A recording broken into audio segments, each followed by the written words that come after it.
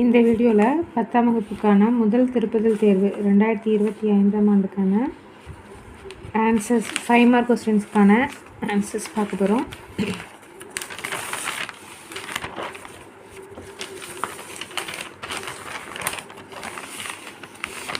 இருபத்தி 9வது question. A is equal to 3, 4, 7, 8 ஏன்னு ஒரு கணம் கொடுத்துருக்காங்க, பின்னு ஒரு கணம் கொடுத்துருக்காங்க. பின்வருவனவற்றில் எவை ஏயிலிருந்து பிக்கான உறவாகும் அப்படின்னு கேட்டிருக்காங்க. R1, R2, R3 இதில் எது எது உறவு, எது எது உறவு இல்லை அப்படின்னு கேட்டிருக்காங்க. இந்த மாதிரி உறவாகுமா அப்படின்னு கேட்டாலே ஃபஸ்ட்டு நம்ம கண்டுபிடிக்க வேண்டியது A cross B. A cross B கண்டுபிடிச்சிட்டு அவங்க கொடுத்துருக்கக்கூடிய ஒவ்வொரு வரிசை ஜோடிகளின் கணமும், அதாவது R1ல் இப்போ 4 ஜோடி இருக்குன்னா இந்த 4 ஜோடியும் A cross Bக்குள்ளே இருந்துச்சு அப்படின்னா, அதாவது R1 வந்து A cross Bயோட உட்கணமாக இருந்தது அப்படின்னா R1 உறவு.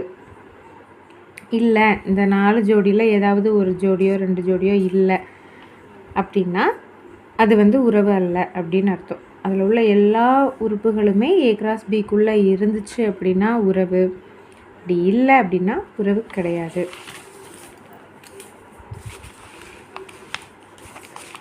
இப்போ A வந்து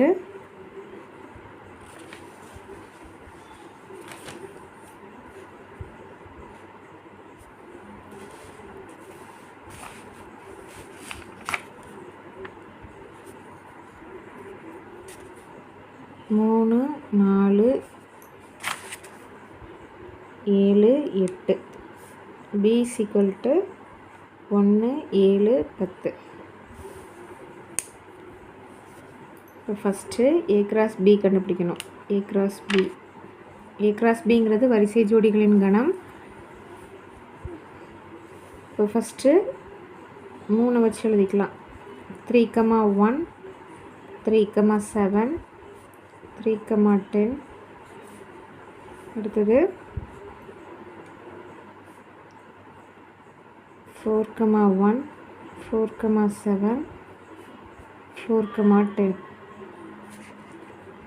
7, 1 7, 7 7, 10. 8, 1 8, 7 8, 10. அதாவது ஜோடியில் ஃபஸ்ட்டு நம்பர் வந்து ஏல இருக்கணும், ரெண்டாவது நம்பர் பியில் இருக்கணும். இப்போ 3 வச்சு 3 ஜோடி எழுதலாம், 4 வச்சு 3 ஜோடி எழுதலாம், 7 வச்சு 3 ஜோடி எழுதலாம், 8 வச்சு 3 ஜோடி எழுதலாம். A cross B எழுதிட்டோம். அடுத்தது R1 என்ன கொடுத்துருக்காங்கன்னா 3, 7 4, 7 7, 10 8, 1. இப்போ இந்த 4 ஜோடிகளும் இது உள்ளே இருக்கான்னு பார்க்கணும். 3, 7 இருக்குது, 4, 7 இருக்குது, 7, 10 இருக்குது, 8, 1 இருக்குது. எல்லாமே இருக்கிறதுனால R1 is a subset of A cross B. இதுக்கு என்ன அர்த்தம்னா R1 வந்து A cross Bயோட உட்கணம் அப்படின்னு அர்த்தம். இப்படி இருந்துச்சு அப்படின்னா R1 என்பது ஏயிலிருந்து பிக்கான உறவாகும்.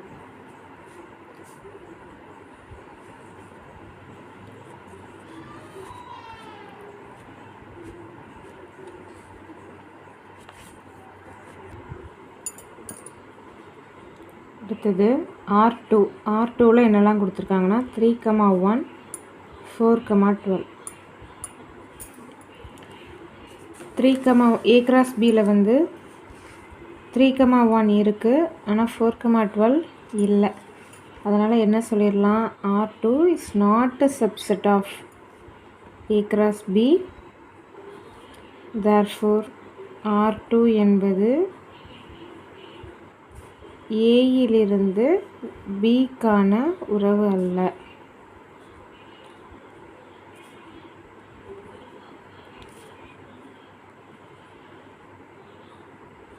ரீசன் என்னன்னா 4, 12 அப்படிங்கிற ஜோடி வந்து A cross Bயில் இல்லை. 4, 12 does not belong to A cross B. அடுத்தது R3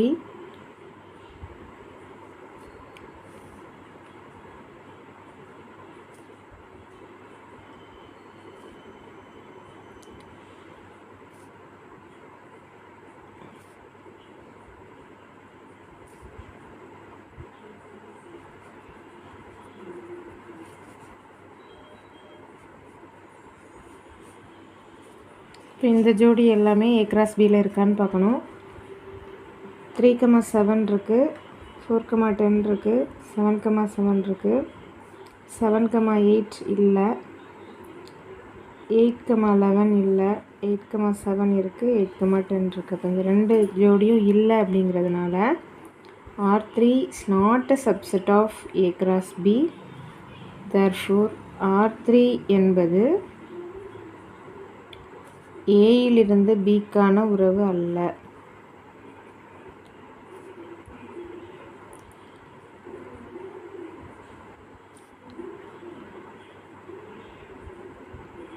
Reason 7,8 does not belong to A cross B. 8,11 does not belong to A cross B.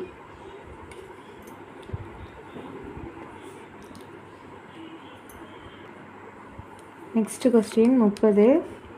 A ஒரு கணம் கொடுத்துருக்காங்க, Bன்னு ஒரு கணம் கொடுத்துருக்காங்க.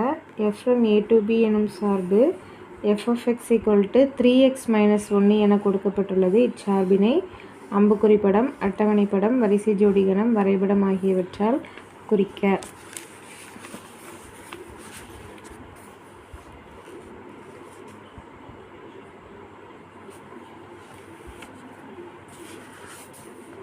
இப்போ A is equal to 1, 2, 3, 4. B is equal to 2, 5, 8, 11, 14.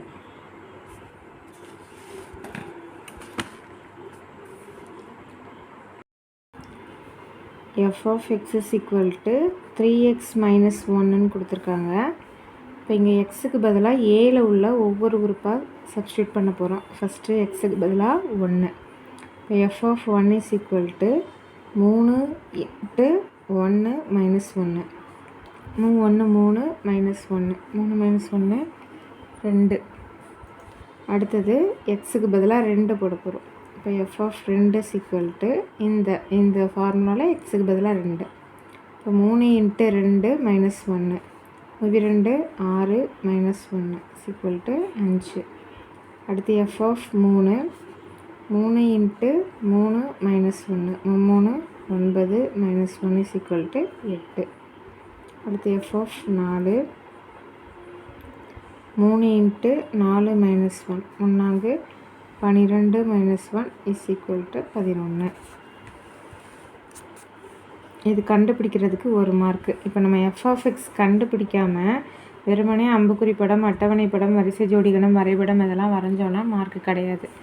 F of X கண்டுபிடிச்சிட்டு அதுக்கப்புறமா தான் மீதி 4மே செய்யணும். இப்போ ஃபஸ்ட்டு அம்புக்குறி படம். அம்புக்குறி படம் வரைகிறோன்னா அம்புக்குறி படம் அப்படின்னு தலைப்பு கொடுத்துக்கணும். அம்புக்குறி படம் ஃபஸ்ட்டு ஒரு ரவுண்டு, அடுத்து ஒரு ரவுண்டு. ஏபி குறிச்சிக்கிறோம். அடுத்து ஏல உள்ள உறுப்புகள் எல்லாமே எழுதணும். 1 2 3 4. அடுத்து பியில் உள்ள உறுப்புகள் எல்லாத்தையும் எழுதிக்கணும். 2 5 8 11 14. அடுத்து 1 எது கூட பேர் ஆகுது? 2.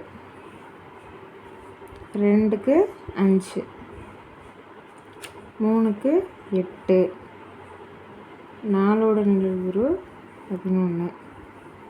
14 தனியாக இருக்கும். இங்கே இப்போ நம்ம 14 குறிக்காமல் வெறுமனே இது மட்டும் போட்டோம் அப்படின்னாலும் நமக்கு தப்பு தான். அம்புக்குறி படம் தப்பாக போயிடும், ஒரு மார்க் போயிடும். அதனால் கண்டிப்பாக இங்கே 14 எழுதியிருக்கணும். அடுத்தது அட்டவணை.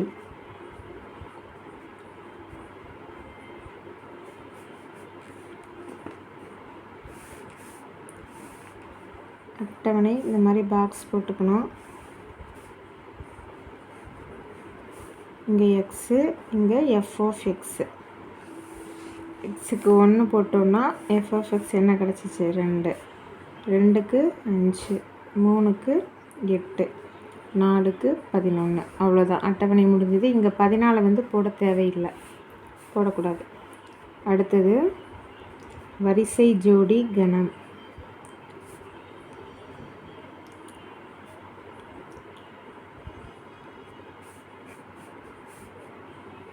வரிசை ஜோடி கணம் F is equal to first ஜோடி 1க்கு 2 1, 2, 2, 5, 3, 8. அட்டவணையை பார்த்தே அப்படியே எழுதிடலாம். 1, 2, 2, 5, 3, 8, 4, 11. இங்கே கன அடையாளம் போடுறது முக்கியம். கன அடையாளம் போடலை அப்படின்னா தப்பு. வரிசை ஜோடி கணம் அப்படின்னாலே கண்டிப்பாக கன அடையாளம் போட்டிருக்கணும். அடுத்தது 4வது வரைபடம். இப்போ இந்த புள்ளிகளை கிராஃபில் குறிக்க போகிறோம்.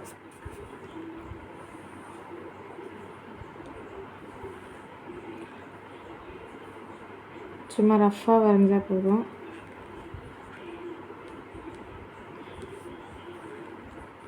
இப்போ எக்ஸ்ஹெச்சில் 4 வரைக்கும் தான் இருக்குது. இப்போ ஒன்று ஒன்றாவே எடுத்துக்கலாம். 1, 2, 3, 4. ஒய்ஹெச்சில் 11 வரைக்கும் இருக்குது. ஸோ 2 2 எடுத்துக்கலாம். 2, 4, 6, 8, 10, 12. ஃபஸ்ட்டு புள்ளி 1, 2. இப்போ எக்ஸ்ஹெச்சில் 1, ஒய்ஹெச்சில் 2. 1, 2. அடுத்தது 2, 5. 5னா இங்கே 4க்கும் 6க்கும் நடுவில் இருக்கும். 2, 5. அடுத்தது 3, 8. அடுத்தது 4, 11.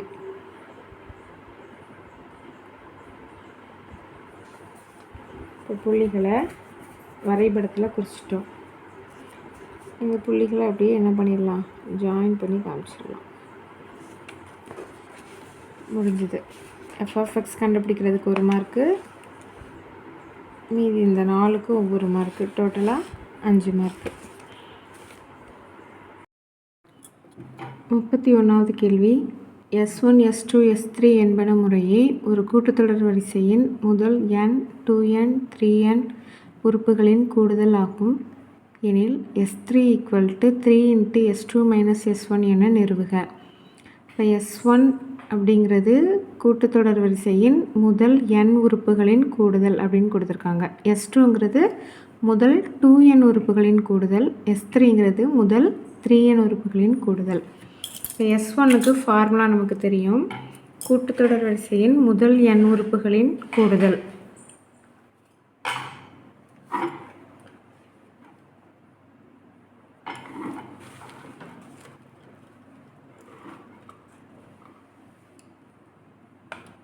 S1 = n/2 × 2a + n - 1 × d.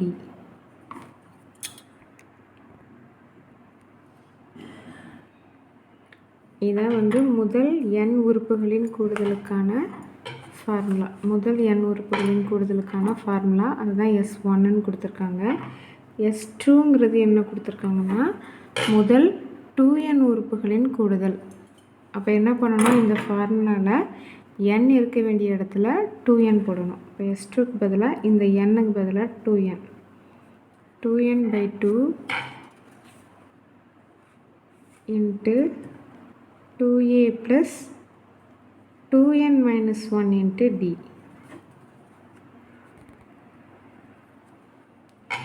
அடுத்தது S3. S3ங்கிறது முதல் 3n உறுப்புகளின் கூடுதல் அப்படின்னு கொடுத்துருக்காங்க. இப்போ இந்த ஃபஸ்ட்டு ஃபார்முலாவில் nக்கு பதிலாக 3n போடணும். இப்போ 3n/2 × 2a + 3n - 1 × d. ரொம்ப ஈஸி தான். இந்த ஃபார்முலா நமக்கு தெரியும். இதில் n இருக்க வேண்டிய இடத்துல 2n போடுறோம். 3வது ஃபார்முலாவில் n இருக்க வேண்டிய இடத்துல 3n போடுறோம். இப்போ என்ன நிரூபிக்க சொல்லியிருக்காங்க அப்படின்னா, டு ப்ரூவ் என்ன நிரூபிக்கணும், S3 = 3 × S2 - S1. நம்ம ஃபஸ்ட்டு S2 - S1 கண்டுபிடிக்க போகிறோம். அடுத்து அதை கூட 3 பெருக்க போகிறோம். பெருக்கணும் அப்படின்னா இந்த S3 நமக்கு ஆட்டோமேட்டிக்காக கிடச்சிரும். இப்போ ஃபஸ்ட்டு நம்ம கண்டுபிடிக்க போகிறது S2 - S1. S2 minus S1 is equal to அப்படியே எழுதிக்கலாம். S2க்கு பதிலாக 2n by 2 into 2a plus 2n minus 1 into d minus n by 2 into 2a plus n minus 1 into d. இது ரெண்டுத்துலேயும் காமனாக n by 2 இருக்குது. இங்கேயும் n by 2 இருக்குது, இங்கேயும் n by 2 இருக்குது. இந்த n by 2வை பொதுவாக வெளியில் எடுத்துடலாம். எடுத்துட்டோம் அப்படின்னா உள்ளே என்ன இருக்கும்? n by 2 எடுத்துட்டோன்னா 2 இருக்குமா? 2 into 2a plus 2n minus 1 into d minus n by 2வை எடுத்துட்டோம். அப்போ இந்த ப்ராக்கெட்டில் உள்ளது மட்டும்தான் இருக்கும்.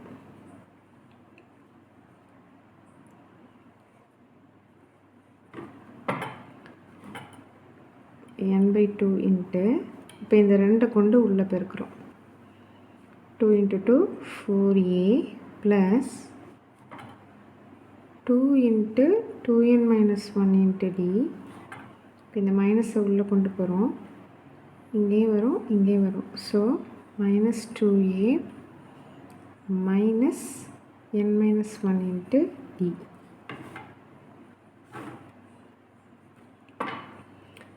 n by 2 into இப்போ a டேம் பாருங்கள், a டேம் 2 இருக்குது. இங்கே 4a இருக்குது, இங்கே minus 2a. 4aல 2a போச்சுன்னா 2a. அடுத்தது இந்த டேம் இங்கே 2 கொண்டு உள்ளே பெருக்கிறோம். 2 into 2 4n plus 4n minus 2 into 1 2 into d minus 2a into minus இதை அப்படியே உள்ளே கொண்டு பெருக்கிக்கலாம். nd plus d. dஐயும் உள்ளே கொண்டு பெருக்கியிருக்கோம்.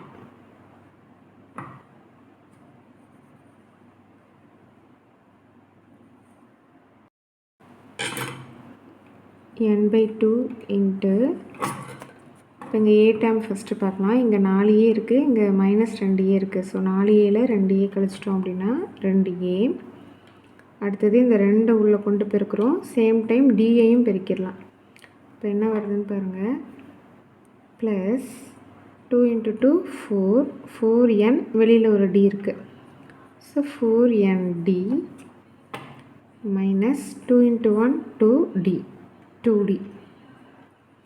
இது 4aல 2aவை கழிச்சிட்டோம். திரும்ப இதை எழுத தேவையில்லை. அடுத்தது இங்கே மைனஸை உள்ளே கொண்டு போகிறோம். dஐயும் பெருக்கிக்கிறோம்.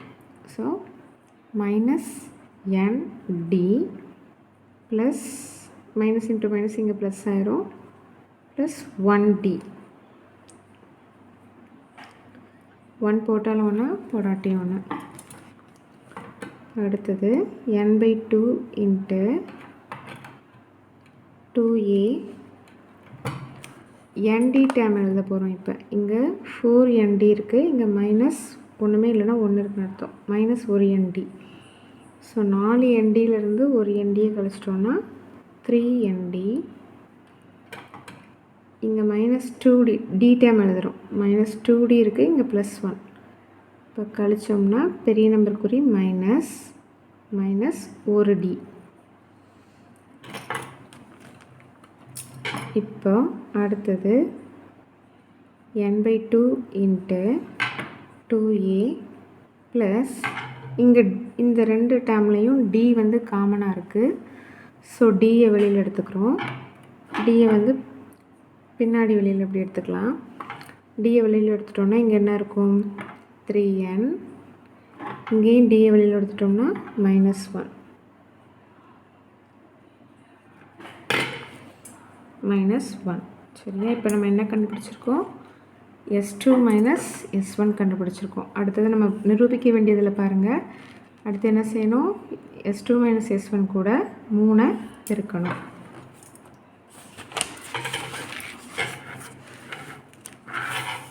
So 3 into S2 minus S1 is equal to 3 into இப்போ நம்ம கண்டுபிடிச்சது S2 மைனஸ் S1 என்ன கண்டுபிடிச்சிருக்கோம், இதுதான். அதை அப்படியே எழுதிக்கலாம். So 3 into n/2 into 2a plus 3n minus 1 into d. இது நமக்கு கிடச்சிருக்கு. ஒன்றும் செய்யலை, ஏற்கனவே நம்ம இப்போ கிடச்ச ஆன்சருக்கு முன்னாடி 3 பெருக்கியிருக்கோம், 3 முன்னாடி போட்டிருக்கோம், அவ்வளோதான். ஸோ இதை கம்பேர் பண்ணி பாருங்கள். S3 கிடச்சிருச்சா நமக்கு, 3n/2 into 2a plus 3n minus 1 into d. So இந்த டேர்முக்கு பதிலாக நம்ம என்ன எழுதிக்கலாம், S3. So 3 into S2 minus S1 is equal to S3. நிரூபிக்க வேண்டியது வந்தாச்சு. தேர்ஃபோர் நிரூபிக்கப்பட்டது. அவ்வளோதான். Next question 32.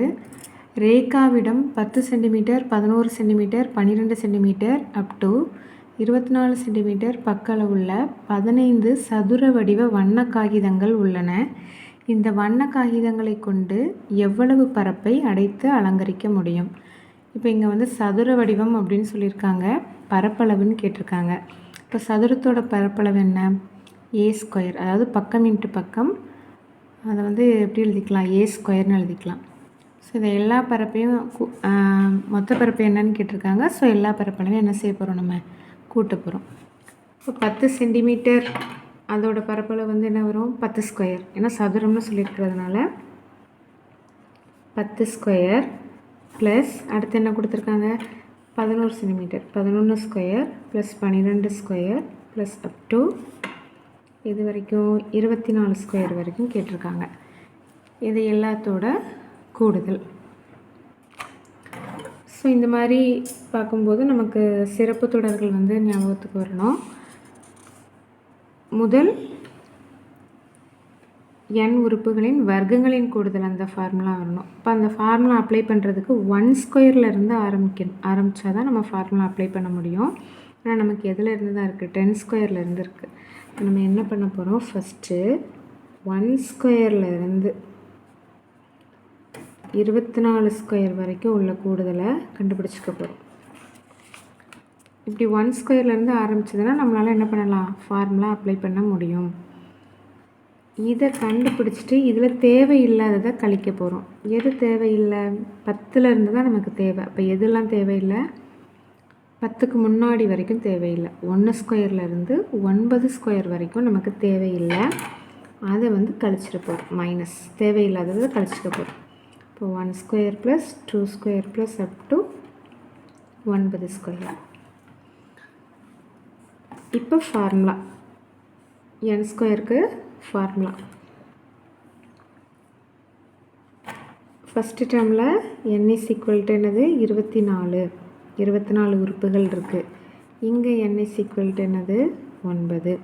ரெண்டுத்துக்கும் ஒரே ஃபார்முலா தான், n into n plus 1 into 2n plus 1/6. இங்கேயும் அதே ஃபார்முலா தான், n into n plus 1 into 2n plus 1/6. இங்கே எண்ணுக்கு பதிலாக 24 போட போகிறோம். 24 ஃபார்முலாவில் இதை நம்ம அப்படியே சப்ஸ்டியூட் பண்ண தேவையில்லை, கொஞ்சம் ஈஸியாகவே நம்ம பார்க்கலாம். எண்ணுக்கு பதிலாக 24 போட்டுட்டோம். அடுத்தது என்ன இருக்குது, n ப்ளஸ் 1. n ப்ளஸ் 1 என்ன அர்த்தம், அது கூட 1 கூட்டிக்கணும். இப்போ இன்ட்டு 24 கூட 1 கூட்டினோம்னா 25.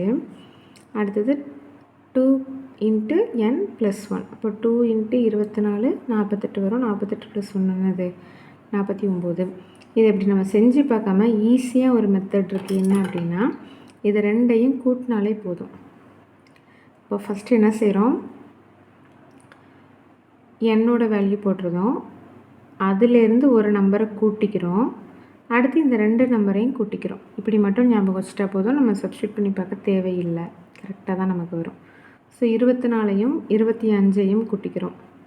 கூட்டினோம்னா 49 டைரெக்டாக போட்டுக்கலாம் /6.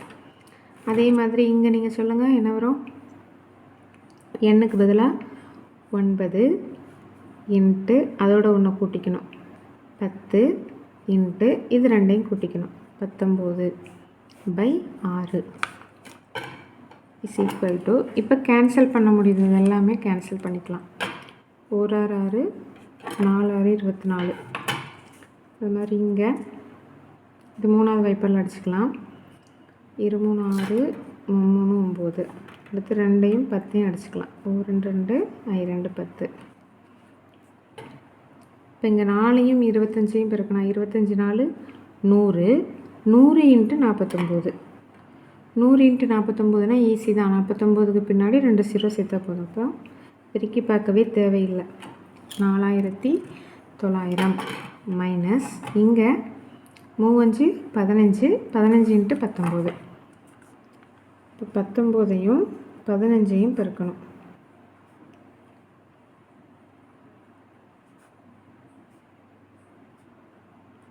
285. இதிலேருந்து இதை கழிக்கணும்.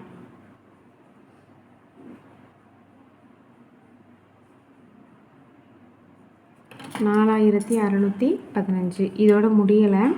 எல்லா அளவுகளுமே எதில் கொடுத்துருக்காங்க? சென்டிமீட்டரில் கொடுத்துருக்காங்க. நம்ம பரப்பளவு கண்டுபிடிக்கிறோம். அலகு வந்து என்ன போடணும்? Centimetre square. அலகு போடலை அப்படின்னா நமக்கு மார்க் மைனஸ் ஆகும். ஸோ கண்டிப்பாக நம்ம சென்டிமீட்டர் ஸ்கொயர் அந்த அலகு வந்து போடணும். அடுத்த கேள்வி 33. 36 x⁴ minus 60 x³ plus 61 x² minus mx plus n என்ற பல்லுறுப்புக்கோவை முழு வர்க்கம் எனில் m மற்றும் n மதிப்பு காண்க. ஸோ வர்க்கமூலம் கணக்கு.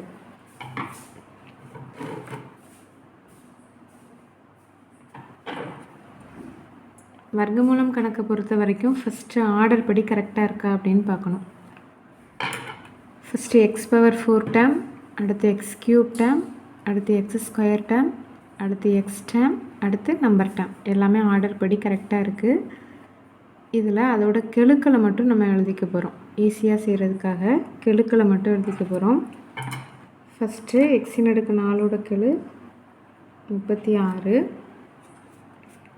அடுத்தது மைனஸ் 60. இங்கே வந்து மைனஸ் போடுறது முக்கியம். அங்கே ப்ளஸ் இருந்துச்சுன்னா நம்ம ப்ளஸ் போட தேவையில்லை. பட் மைனஸ் இருந்துச்சுன்னா கண்டிப்பாக மைனஸ் போடணும். குறியை வந்து மறந்துடக்கூடாது. அடுத்தது 61. அடுத்தது மைனஸ் m. அடுத்தது n. நீள்வகுத்தல் முறையில்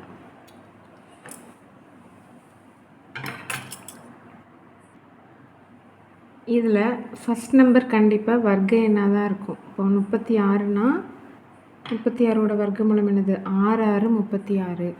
ஸோ இங்கே என்ன போட்டுக்கணும்னா 6 6 36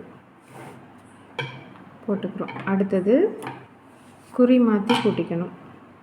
ப்ளஸ் இருந்தால் மைனஸாக மாற்றணும், மைனஸ் இருந்தால் ப்ளஸ்ஸாக மாற்றணும். ஸோ 36 மைனஸ் 36 கேன்சல் ஆயிரும். அடுத்தது என்ன செய்யணும்னா மேலே என்ன நம்பர் இருக்கோ அதை வந்து 2ஆல் பெருக்கிக்கணும். 6 2 12. இந்த இடத்துல 12 போட்டுக்கிறோம். அடுத்தது என்ன பண்ணுறோம் அப்படின்னா அடுத்த 2 டேர்மை கீழே இறக்குறோம்.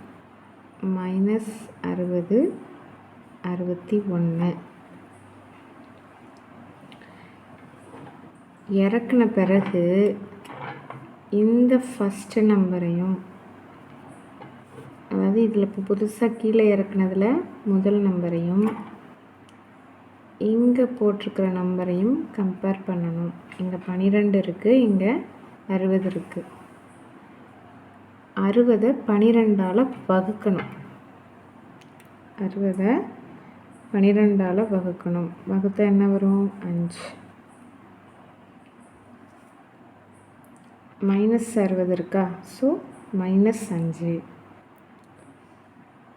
இப்படி உங்களுக்கு வகுக்கிறது கஷ்டமாக இருந்ததுன்னா 12 கூட எதை பெருக்குனா 60 வருது அப்படின்னு பார்க்கணும். ஒன்று மைனஸ் 60 12ஆல் வகுத்து மைனஸ் 5 அப்படின்னு கண்டுபிடிக்கணும். அப்படி இல்லைன்னா 12 கூட எதை பெருக்குனா 60 கிடைக்குன்னு பார்க்கணும். 12 5 60. மைனஸ் இருக்கிறதுனால என்ன போட்டுக்கிறோம், -5. இந்த -5 கொஞ்சம் கேப்பு விட்டு இந்த இடத்துல எழுதிக்கணும். அதே மாதிரி இங்கேயும் கொஞ்சம் கேப் விட்டு இங்கே தனியாக எழுதிக்கணும். -5. நெக்ஸ்ட்டு என்ன பண்ண போகிறோம், இந்த -5 வச்சு இந்த 2ஐயும் பெருக்க போகிறோம். ஃபஸ்ட்டு -5ஐயும் 12ஐயும் பெருக்கிறோம். -60. இந்த வேல்யூ கண்டிப்பாக ஈக்குவலாக தான் வரணும். சரியா, நீங்கள் பெருக்கி பார்க்காமலே -60 அப்படியே இறக்கிக்கலாம். அடுத்தது -5ஐயும் -5ஐயும் பெருக்கிக்கணும். இது 2ஐயும் புதுசாக போட்ட 2 நம்பரையும் பெருக்கிக்கணும். அவ்வளோதான், வேறு ஒன்றும் இல்லை. புதுசாக போட்டது அந்த -5 தான், அது 2ஐயும் பெருக்கிக்கணும். மைனஸ் இன்ட்டு மைனஸ் ப்ளஸ்ஸு 5 25 போட்டாச்சு. நெக்ஸ்ட்டு குறி மாற்றி கூட்டணும். மைனஸில் இருக்குது, ஸோ இதை ப்ளஸ்ன்னு மாற்றிக்கலாம். இது ப்ளஸில் இருக்குது, ஸோ மைனஸ்னு மாற்றிக்கலாம். இது -60 +60 கேன்சல் ஆயிரும், 0. அடுத்தது இது ப்ளஸில் இருக்குது, இது மைனஸில் இருக்குது. வெவ்வேறு குறியில் இருந்தால் என்ன செய்வோம், கழிக்கணும். கழித்து பெரிய நம்பர் குறி.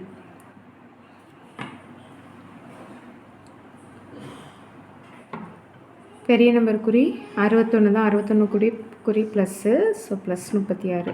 அடுத்தது அந்த 2 டேர்மை கீழே இறக்கிக்கிறோம். இறக்கிட்டு முன்னாடி செஞ்ச மாதிரி அப்படியே திரும்ப ரிப்பீட். என்ன பண்ணணும், மேலே உள்ளதை 2ஆல் பெருக்கணும். இதையும் 2ஆல் பெருக்கணும், இதையும் 2ஆல் பெருக்கணும். ஸோ 6 2 12 -5 2ஆல் பெருக்கிறோம், -10. திரும்பவும் அதே ஸ்டெப்பு தான். இப்போ புதுசாக போட்டிருக்கோமா, இதில் ஃபஸ்ட் நம்பர், இதில் ஃபஸ்ட் நம்பர் 2ஐயும் கம்பேர் பண்ணணும். 36 12ஆல் வகுக்கணும். 36/12 ஒரு 12 12 3 12 36. அப்போ நம்ம 3ஆக போடக்கூடிய நம்பர் 3. இங்கேயும் அந்த 3 போட்டுக்கிறோம். இங்கே ஒரு நம்பர், இங்கே 2 நம்பர், இங்கே 3 நம்பர். கேப் விட்டு 3ஐயும் போட்டுக்கிறோம். இப்போ 3 வச்சு இந்த 3 நம்பரையும் பெருக்கிறோம். அங்கே எப்படி -5 வச்சு இந்த 2 நம்பரை பெருக்கணுமோ அதே மாதிரி இந்த ஸ்டெப்பில் இந்த 3 வச்சு இந்த 3 நம்பரையும் பெருக்கணும். 3 12 36. அடுத்து 3ஐயும் -10ஐயும் பெருக்கிறோம். Plus into minus -3 10 30 3 9. அடுத்தது குறி மாற்றிக்கிறோம். இது ப்ளஸ்ஸாக இருக்கிறது மைனஸ் ஆயிரும், மைனஸாக இருக்கிறது ப்ளஸ் ஆயிரும், ப்ளஸ்ஸாக இருக்கிறது மைனஸ் ஆயிரும். முழு வர்க்கம்னு சொல்லிட்டாங்க. முழு வர்க்கம் அப்படின்னு சொன்னதுனால மீதி கண்டிப்பாக என்ன தான், 0 தான். இதிலிருந்து எம்மோட மதிப்பும் என்னோட மதிப்பும் கண்டுபிடிக்க போகிறோம். இதிலேருந்து என்னோட வேல்யூ கண்டுபிடிக்கணும். இப்போது இது எப்போ 0 ஆகும் அப்படின்னா, ஒரு நம்பர்லேருந்து அதே நம்பரை கழிக்கும்போது தான் 0 ஆகும். ஸோ இந்த நம்பரும் இந்த நம்பரும் எப்படி தான் இருக்கும், சமமாக தான் இருக்கும். சமமாக இருந்துச்சுன்னா தான் அந்த நம்பர்லேருந்து இந்த நம்பரை கழிக்கும்போது நமக்கு 0 கிடைக்கும். ஸோ இதுலேருந்து டைரெக்டாகவே நம்ம எப்படி எழுதிடலாம் அப்படின்னா, -m = -30ன்னு எழுதிடலாம். ஏன்னா இது 2 ஈக்குவலாக இருந்தால் தான் கழிச்சா 0 வரும். அதனால் -m = -30. நமக்கு வந்து எம்மோட வேல்யூ தான் வேணும். ஸோ என்ன பண்ணுறோம், இந்த பக்கம் உள்ள மைனஸையும் இந்த பக்கம் உள்ள மைனஸையும் கேன்சல் பண்ணுறோம். So m = 30. அடுத்தது இங்கே இதுவும் அதே மாதிரி தான், இது 2ம் ஈக்குவல். So n = 9. அவ்வளோதான். இது ஒர்க் அவுட்டுக்கு வந்து 3 மார்க்கு, எம்மோட வேல்யூக்கு 1 மார்க், என்னோட வேல்யூக்கு 1 மார்க், மொத்தம் 5 mark.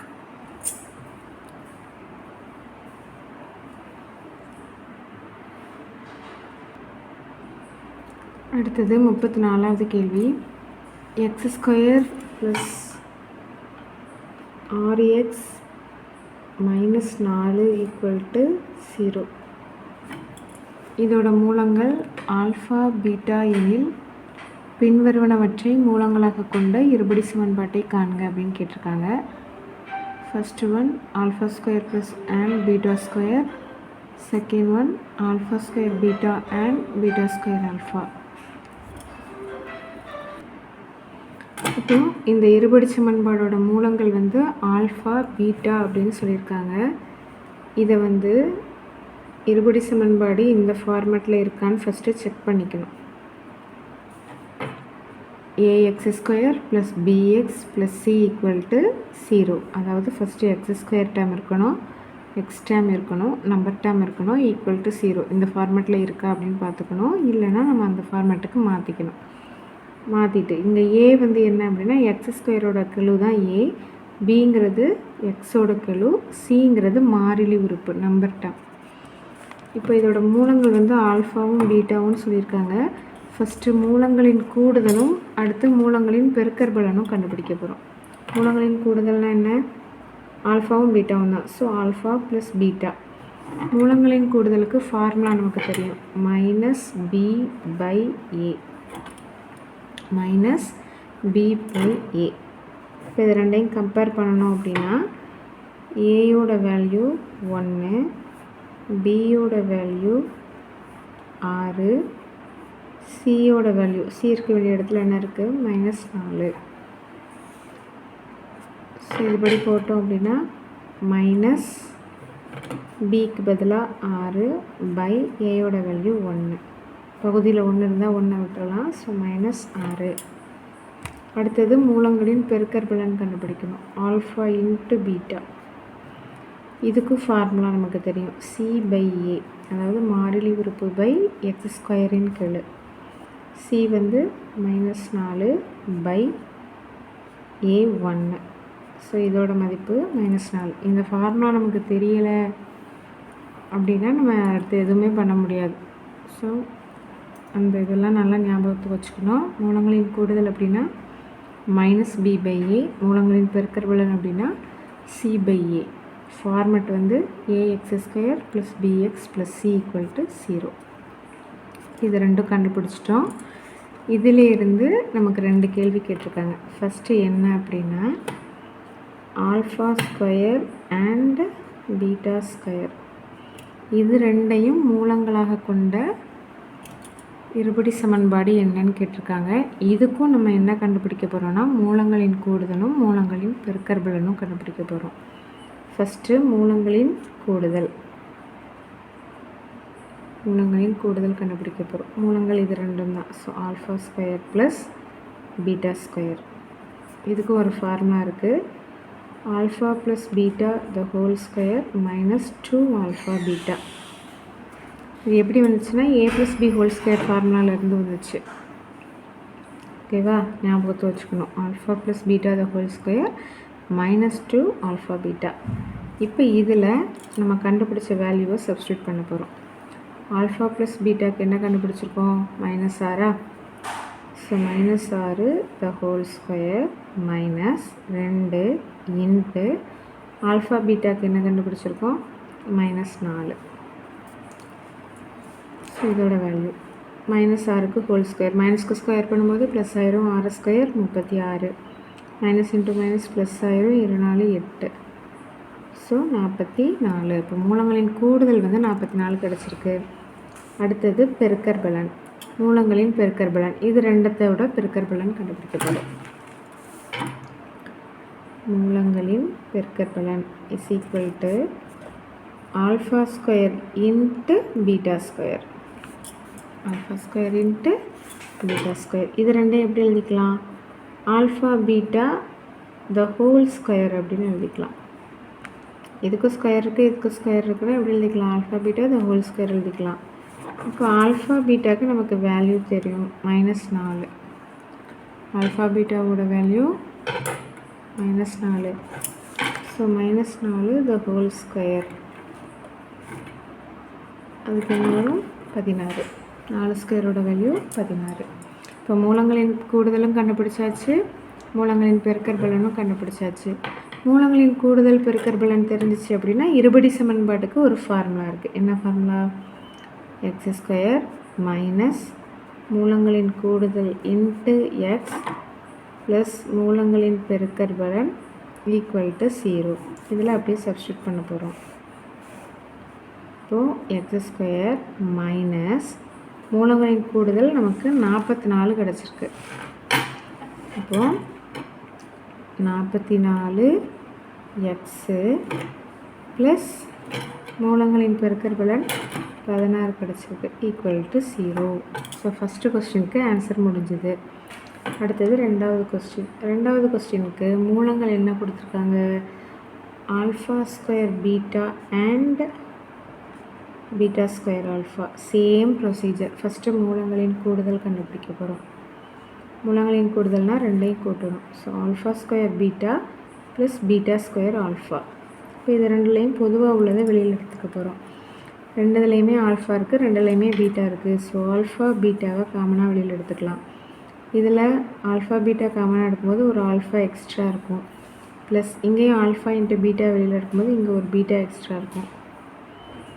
So alpha beta into alpha plus beta. Alpha பீட்டாவோட வேல்யூ நமக்கு தெரியும் -4 இன்ட்டு ஆல்ஃபா ப்ளஸ் பீட்டாவோட வேல்யூ -6. ரெண்டையும் பெருக்கணும். Minus into minus plus 4 24. இப்போ மூலங்களின் கூடுதல் 24 கிடச்சிருக்கு. அடுத்தது மூலங்களின் பெருக்கற்பலன். இது ரெண்டையும் பெருக்கணும். Alpha square beta into beta square alpha. பெருக்கும்போது பாருங்கள், பெருக்கும்போது அடுக்குகள் என்ன செய்யணும்? கூட்டணும். இப்போ இங்கே ஆல்ஃபா பவர் 2 இருக்குது, இங்கே ஆல்ஃபா பவர் 1 இருக்குது. ஸோ ஆல்ஃபா க்யூப்னு எழுதிக்கலாம். இதே மாதிரி பீட்டா ஸ்கொயர், இங்கே பீட்டா பவர் 1 பீட்டா க்யூப். இதை எப்படி எழுதிக்கலாம்? ஆல்ஃபா பீட்டா த ஹோல் க்யூப்னு எழுதிக்கலாம். ரெண்டுக்குமே க்யூப் இருக்கிறதுனால ஹோல் க்யூப்னு போட்டுக்கலாம். ஆல்ஃபா பீட்டாவோட வேல்யூ -4. -4க்கு க்யூபு. இப்போ மைனஸை 3 வாட்டி பெருக்கணும்னா மைனஸ் தான். 4 க்யூபு. 4 3 வாட்டி பெருக்கணும்னா 64. இப்போ மூலங்களின் பெருக்கற்பலன் வந்து என்ன கிடச்சிருக்கு? -64. இப்போ ஃபார்முலா இங்கே கண்டுபிடிச்ச மாதிரி எக்ஸ் ஸ்கொயர் மைனஸ் மூலங்களின் கூடுதல் இன்டூ எக்ஸ் ப்ளஸ் மூலங்களின் பெருக்கற்பலன் ஈக்குவல் டு 0. இப்போ x square minus 24x plus மூலங்களின் பெருக்கற்பலன் -64 கிடச்சிருக்கு ஈக்குவல் டு 0. இப்போ ப்ளஸ் இன்ட்டு மைனஸ் இங்கே மைனஸாக போயிடும். X square minus 24x minus 64 equal to 0. இதுதான் ரெண்டாவது இருபடி சமன்பாட்டினுடைய ஆன்சர். 35வது கொஸ்டின். தேல்ஸ் தேற்றத்தை எழுதி நிரூபிக்க. தேல்ஸ் தேற்றத்துக்கு இன்னொரு பேர் அடிப்படை விகித சம தேற்றம். ஸோ 5 மார்க்கில் கேட்டிருக்காங்க. ஃபஸ்ட்டு கூற்று எழுதணும். கூற்று எழுதி படம் வரைஞ்சிட்டோன்னா அதுக்கு 2 மார்க்கு, மீதி நிரூபணத்துக்கு 3 மார்க்கு. கூற்று எழுதலை அப்படின்னா மார்க் கிடையாது. ஸோ கூற்று வந்து பிழை இல்லாமல் கரெக்டாக எழுதணும். தேல்ஸ் தேற்றம். ஒரு நேர்கோடு முக்கோணத்தின் ஒரு பக்கத்திற்கு இணையாகவும் மற்ற இரு பக்கங்களை வெட்டுமாறும் வரையப்பட்டால் அக்கோடு அவ்விரு பக்கங்களையும் சம விகிதத்தில் பிரிக்கும். இதுதான் தேற்றம்.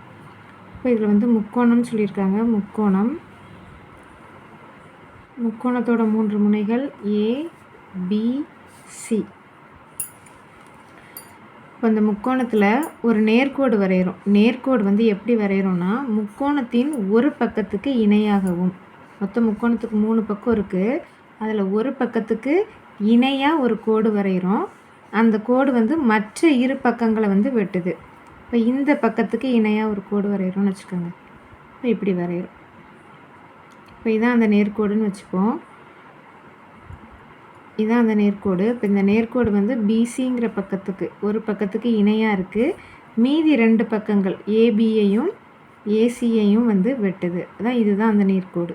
இந்த நேர்கோடு முக்கோணத்தின் ஒரு பக்கத்திற்கு இணையாகவும் மற்ற இரு பக்கங்களை வெட்டுமாறும் வரையப்பட்டால் அக்கோடு அவ்விரு பக்கங்களையும், எந்த பக்கங்கள்லாம்? இந்த 2 பக்கங்களையும், ஏபியையும் ஏசியையும் சொல்கிறாங்க, அவ்விரு பக்கங்களையும் சம விகிதத்தில் பிரிக்கும்.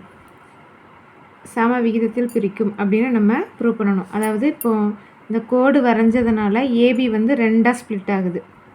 இது வரைக்கும் ஒரு துண்டு, இது வரைக்கும் ஒரு துண்டு. இப்போ இந்த 2 துண்டுகளுக்கும் உள்ள விகிதம் வந்து அதே மாதிரி ஏசியை வந்து 2ஆக ஸ்ப்ளிட் பண்ணுது. இது வரைக்கும் ஒரு பீஸு, இது வரைக்கும் ஒரு பீஸு. இந்த ரெண்டுத்துக்குள்ள விகிதமும் எப்படி இருக்குன்னா சமமாக இருக்கும். இந்த ரெண்டுத்துக்கும் உள்ள விகிதம் இந்த ரெண்டுத்துக்கும் உள்ள விகிதத்துக்கு சமமாக இருக்கும். இப்போ நம்ம இந்த கோடு வந்து 2 கோடையும் கட் பண்ணுற புள்ளிக்கு பேர் வச்சுக்கிட்டோன்னு வச்சுக்கோங்க. இதை வந்து டின்னு வச்சுக்கலாம். ஆல்ரெடி ஏபிசி இருக்குது. ஸோ இதை டின்னு வச்சுக்கலாம். இதை வந்து ஈன்னு வச்சுக்கலாம். இப்போது டிஇங்கிற கோடு பிசிங்கிற கோட்டுக்கு இணையாக இருந்தது அப்படின்னா இந்த விகிதங்கள் சமமாக இருக்குது அப்படின்னு நம்ம ப்ரூவ் பண்ணணும். என்ன விகிதம்? விகிதம்னாலே என்னது? பை போட்டு எழுதுறது தான். இப்போ ஏடி பை டிபி இந்த விகிதமும் இங்கே என்ன இருக்குது? 2 பீஸு, ஏஇங்கிறது ஒரு பீஸு, இசிங்கிறது ஒரு பீஸு. இது ரெண்டும் சமம் அப்படின்னு சொல்லணும். இப்போ AD by DB equal to AE by EC அப்படின்னு நம்ம ப்ரூவ் பண்ணணும். ஃபஸ்ட்டு கொடுக்கப்பட்டவை.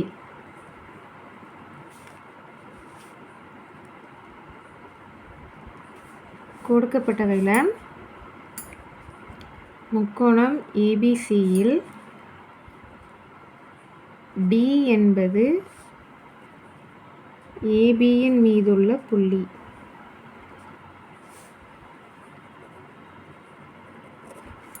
அதே மாதிரி இ என்பது ஏசியின் மீதுள்ள புள்ளி. நிரூபிக்க என்ன நிரூபிக்கணும்? AD by DB equal to AE by EC. அடுத்தது அமைப்பு. அமைப்பில் டிஇ இணை பிசி, டிஇயும் பிசியும் இணையாக இருக்குது. இப்போ அடுத்தது தான் நிரூபணம்.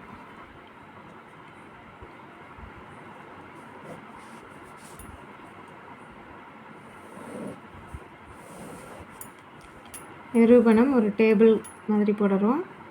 வரிசை எண், கூற்று, கூற்றுக்கான காரணம்.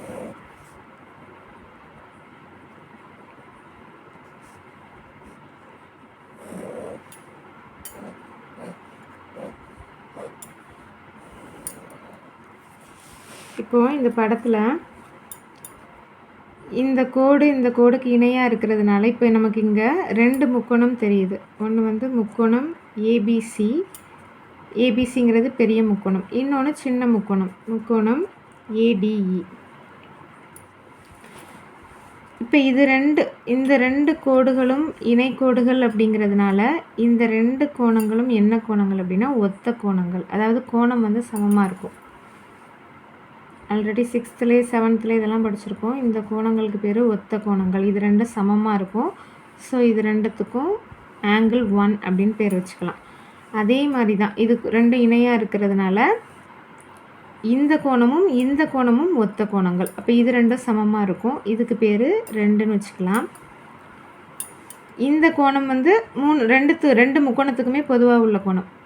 சின்ன முக்கோணத்துக்கும் இந்த கோணம் வரும், பெரிய முக்கோணத்துக்கும் இந்த கோணம் வரும். ஸோ இந்த கோணத்துக்கு பேர் ஆங்கிள் 3 அப்படின்னு வச்சுக்கலாம்.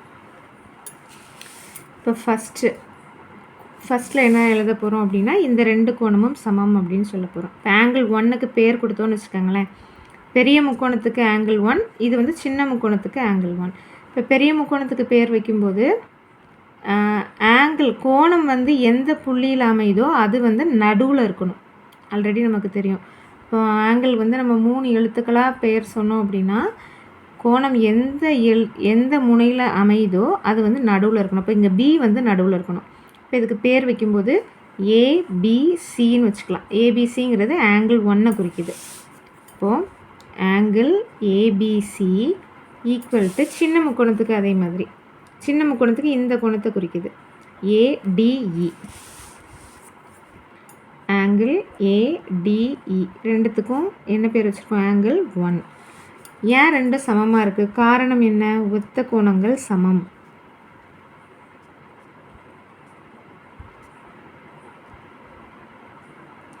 அடுத்தது ரெண்டாவது ஆங்கிள் 2. இப்போ பெரிய முக்கோணத்துக்கு பேர் 2 வந்து சிங்கிற புள்ளியில் இருக்குது. இப்போ சி வந்து நடுவில் இருக்கணும். இப்போ இதுக்கு பேர் எப்படி வைப்போம்? ACB. Angle ACB equal to அது மாதிரி இங்கே ஆங்கிள் ஏஇடி. நடுவில் உள்ள எழுத்து தான் முக்கியம். நம்ம கார்னரில் உள்ள எழுத்துக்கள் மாறி மாறினாலும் போட்டுக்கலாம், ஆனால் நடுவில் கரெக்டாக போடணும். இங்கே சி இருக்கணும், இங்கே இ இருக்கணும். ஆங்கிள் 2. இதுக்கும் அதே காரணம் தான், ஒத்த கோணங்கள் சமம். மூணாவது வந்து பொதுவாக உள்ள கோணம். இந்த கோணம் பெரிய முக்கோணத்துக்கும் வரும், சின்ன முக்கோணத்துக்கும் வரும். ஸோ இதுக்கு பேர் ஆங்கிள் ஏ நடுவில் வரணும். இப்போ BAC equal to angle DAE. இதுக்கு பேர் ஆங்கிள் 3ன்னு வச்சுருக்கோம். காரணம் பொது கோணம். ஸோ இப்போ இந்த ரெண்டு முக்கோணத்தில் ரெண்டுத்துக்கும் ஒரு கோணம் சமமாக இருக்குது, இன்னொரு கோணங்களும் சமமாக இருக்குது, மூணாவது கோணமும் ரெண்டுத்துக்கும் சமமாக இருக்குது. அதனால் இது என்ன சொல்லிடலாம்னா ரெண்டுமே வடிவொத்த முக்கோணங்கள். வடிவொத்த முக்கோணங்கள்னால் நமக்கு தெரியும், சைஸில் வந்து டிஃபராக இருக்கும். ஒரு முக்கோணம் பெரிய முக்கோணமாக இருக்கும், இன்னொரு முக்கோணம் சின்ன முக்கோணமாக இருக்கும். ஆனால் கோணங்கள் வந்து மூணுத்துக்கும் சமமாக இருக்கும். அதுதான் வடிவொத்த முக்கோணங்கள் அப்படின்னு சொல்கிறோம். பக்கங்களோட விகிதமும் சமமாக இருக்கும். ஸோ முக்கோணம் ஏபிசி, முக்கோணம் ஏடிஇ. இங்கே வந்து ஆங்கிள் போடக்கூடாது, முக்கோணம் தான் போடணும். இதுக்கு என்ன அர்த்தம் அப்படின்னா ரெண்டுமே வடிவொத்த முக்கோணங்கள். இப்போ வடிவொத்த முக்கோணங்கள்லாம் நம்ம ஆல்ரெடி படிச்சிருப்போம். ஒத்த பக்கங்களின் விகிதம் வந்து சமமாக இருக்கும். இப்போ இந்த படத்தில் பார்த்தாலே தெரியும், இங்கே பெரிய முக்கோணத்தோட பக்கம் ஏபி, சின்ன முக்கோணத்தோட பக்கம் ஏடி. இது ரெண்டுத்துக்கும் உள்ள விகிதம் எழுத போகிறோம். ஃபஸ்ட்டு பெரிய முக்கோணத்துக்கு ஏபி பை ஏடி. சரியா? இது ஒத்த பக்கங்களின் விகிதம். அதே மாதிரி இந்த சைடில் உள்ள ஒத்த பக்கங்களின் விகிதம் எழுத போகிறோம். பெரிய முக்கோணத்துக்கு ஏசி, சின்ன முக்கோணத்துக்கு ஏஇ. இப்போ ஏசி பை ஏஇ. ஸோ இதுக்கு காரணம் வந்து ஒத்த பக்கங்களின் விகிதம் சமம்.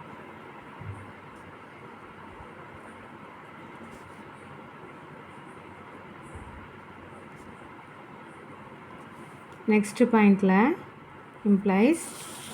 இப்போ இங்கே ஏபியை பார்த்தோம் அப்படின்னா ஏபியை ரெண்டு துண்டாக போட்டிருக்கோம். ஏடின்னு ஒரு துண்டு, டிபின்னு ஒரு துண்டு. இப்போ ஏபின்னு மொத்தமாக எழுதுறதுக்கு பதிலாக ஏடி ப்ளஸ் டிபி எழுதிக்கலாமா? இப்போ இந்த ஏபிக்கு பதிலாக ஏடி ப்ளஸ் டிபி அப்படின்னு எழுதிக்கிறோம்.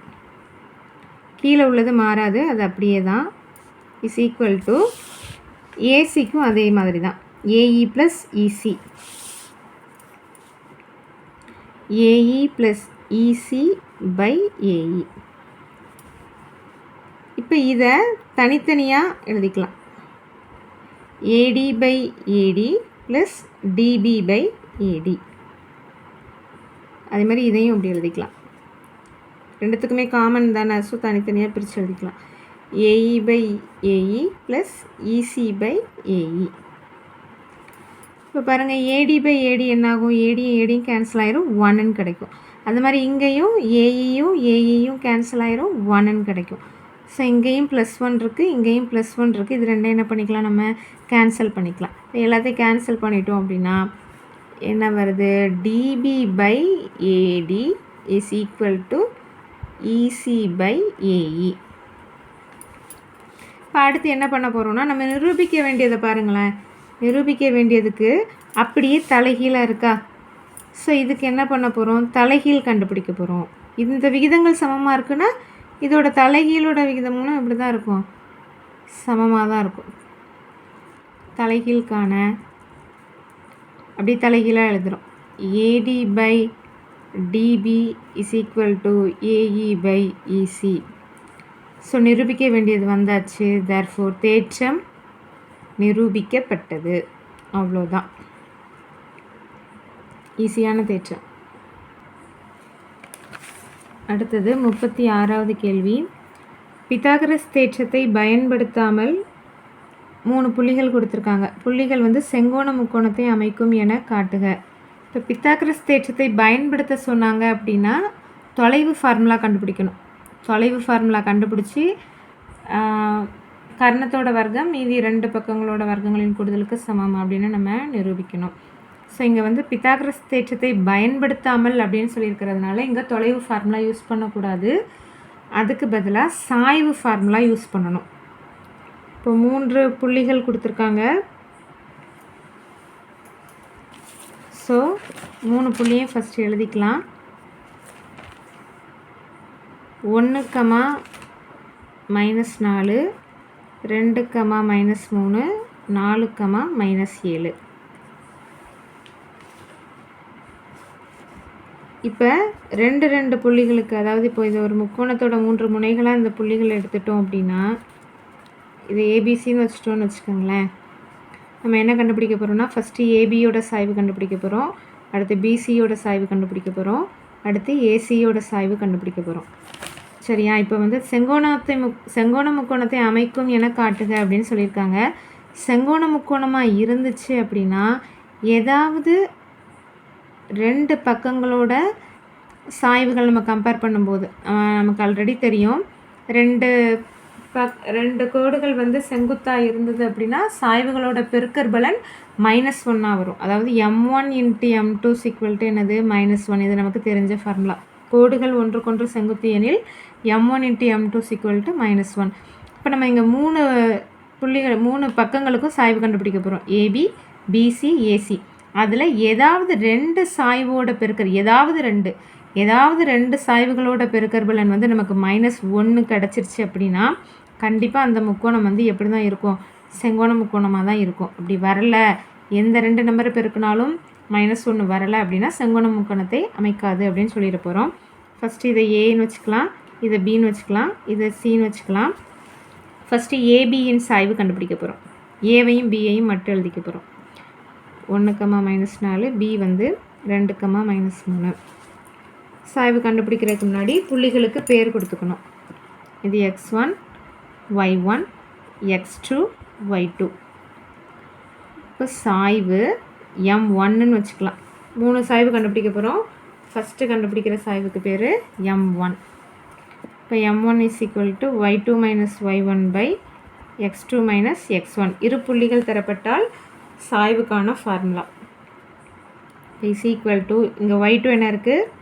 -3 மைனஸ், இது ஃபார்முலாவில் உள்ள மைனஸ். திரும்ப y1 பார்த்தோன்னா அதுவும் மைனஸில் இருக்குது. ஸோ இது மைனஸ் ஆஃப் மைனஸ் என்னவாயிரும்? நமக்கு ப்ளஸ் ஆயிரும். +4 கீழே x2 வந்து 2 மைனஸ் x1 வந்து 1. -3 +4. இப்போ 4 - 3 1ன்னு கிடைக்கும். 2 - 1 1ன்னு கிடைக்கும். 1/1 1 தான். அடுத்தது m2 கண்டுபிடிக்க போகிறோம். m2க்கு வந்து b, இப்போ ஏயையும் பியையும் எடுத்தது மாதிரி நெக்ஸ்ட் என்ன கண்டுபிடிக்க போகிறோம்? பிக்கும் சிக்கும் சாய்வு கண்டுபிடிக்க போகிறோம். ஸோ b வந்து 2, -3, சி 4, -7. அதே மாதிரி இது x1, இது y1, இது x2, இது y2. இப்போ பிசியின் சாய்வு வந்து என்னென்னு வச்சுக்கலாம்? m2ன்னு வச்சுக்கலாம். m2 = ஃபார்முலா அதே தான். y2 -7 மைனஸ் y1 திரும்ப ஒரு மைனஸ் வருது. ஸோ +3 4 - 2 -7 +3. குறி வெவ்வேறாக இருந்தால் கழித்து பெரிய நம்பருக்குள்ளே குறி போடுவோம். ஸோ -4 4 - 2 2 அடிச்சுக்கலாமா? 1 2 2 2 4. ஸோ ஆன்சர் வந்து -2. இப்போ m2 வந்து -2. அடுத்தது m3 கண்டுபிடிக்க போகிறோம். ஏவையும் சியையும் எடுத்துக்க போகிறோம். ஏ வந்து 1, -4, C 4, -7. x1 y1 x2 y2. இப்போ இங்கே சாய்வு m3 = சேம் ஃபார்முலா. ஸோ இங்கே -7 திரும்ப மைனஸ் ஆஃப் மைனஸ் ப்ளஸ் ஆயிரும். 4 - 1. இப்போ -7 + 4 -3 4 - 1 3. 3க்கு 3க்கு அடிச்சுக்கலாம். அடிச்சிட்டோன்னா 1 மட்டும் இருக்கும். ஸோ -1. இப்போ அடுத்து என்ன பார்க்கணுன்னா, ஏதாவது 2 சாய்வுகளை பெருக்குனா -1 கிடைக்குதா அப்படின்னு பார்க்கணும். இங்கே 1 இருக்குது, லாஸ்ட்டில் -1 இருக்குது. இப்போ 1 × -1 -1 தான். அப்போது m1ஐயும் m3ஐயும் பெருக்குனா நமக்கு -1 கிடைக்குது. சரியா? அப்போது இங்கே வந்து m1ங்கிறது என்னது? ஏபியோட சாய்வு. இப்போது ஏபியும் m3ங்கிறது என்னது? ஏசியோட சாய்வு. ஏசியும் எப்படி இருக்குன்னா செங்குத்தாக இருக்குது.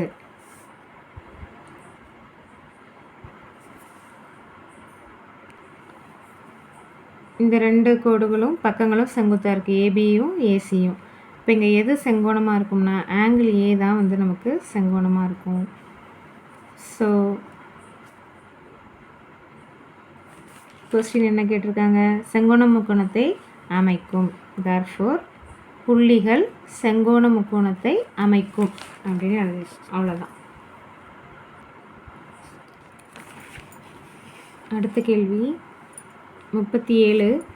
முக்கோணம் ஏபிசியின் முனைகள் 3 கொடுத்துருக்காங்க எனில் ஏ மற்றும் பியிலிருந்து முக்கோணத்தின் எதிர்பக்கத்திற்கு வரையப்படும் குத்துக்கோட்டின் சமன்பாடுகளை காண்க. இதில் வந்து ஆக்சுவலாக நமக்கு 2 கொஸ்டின் இருக்குது.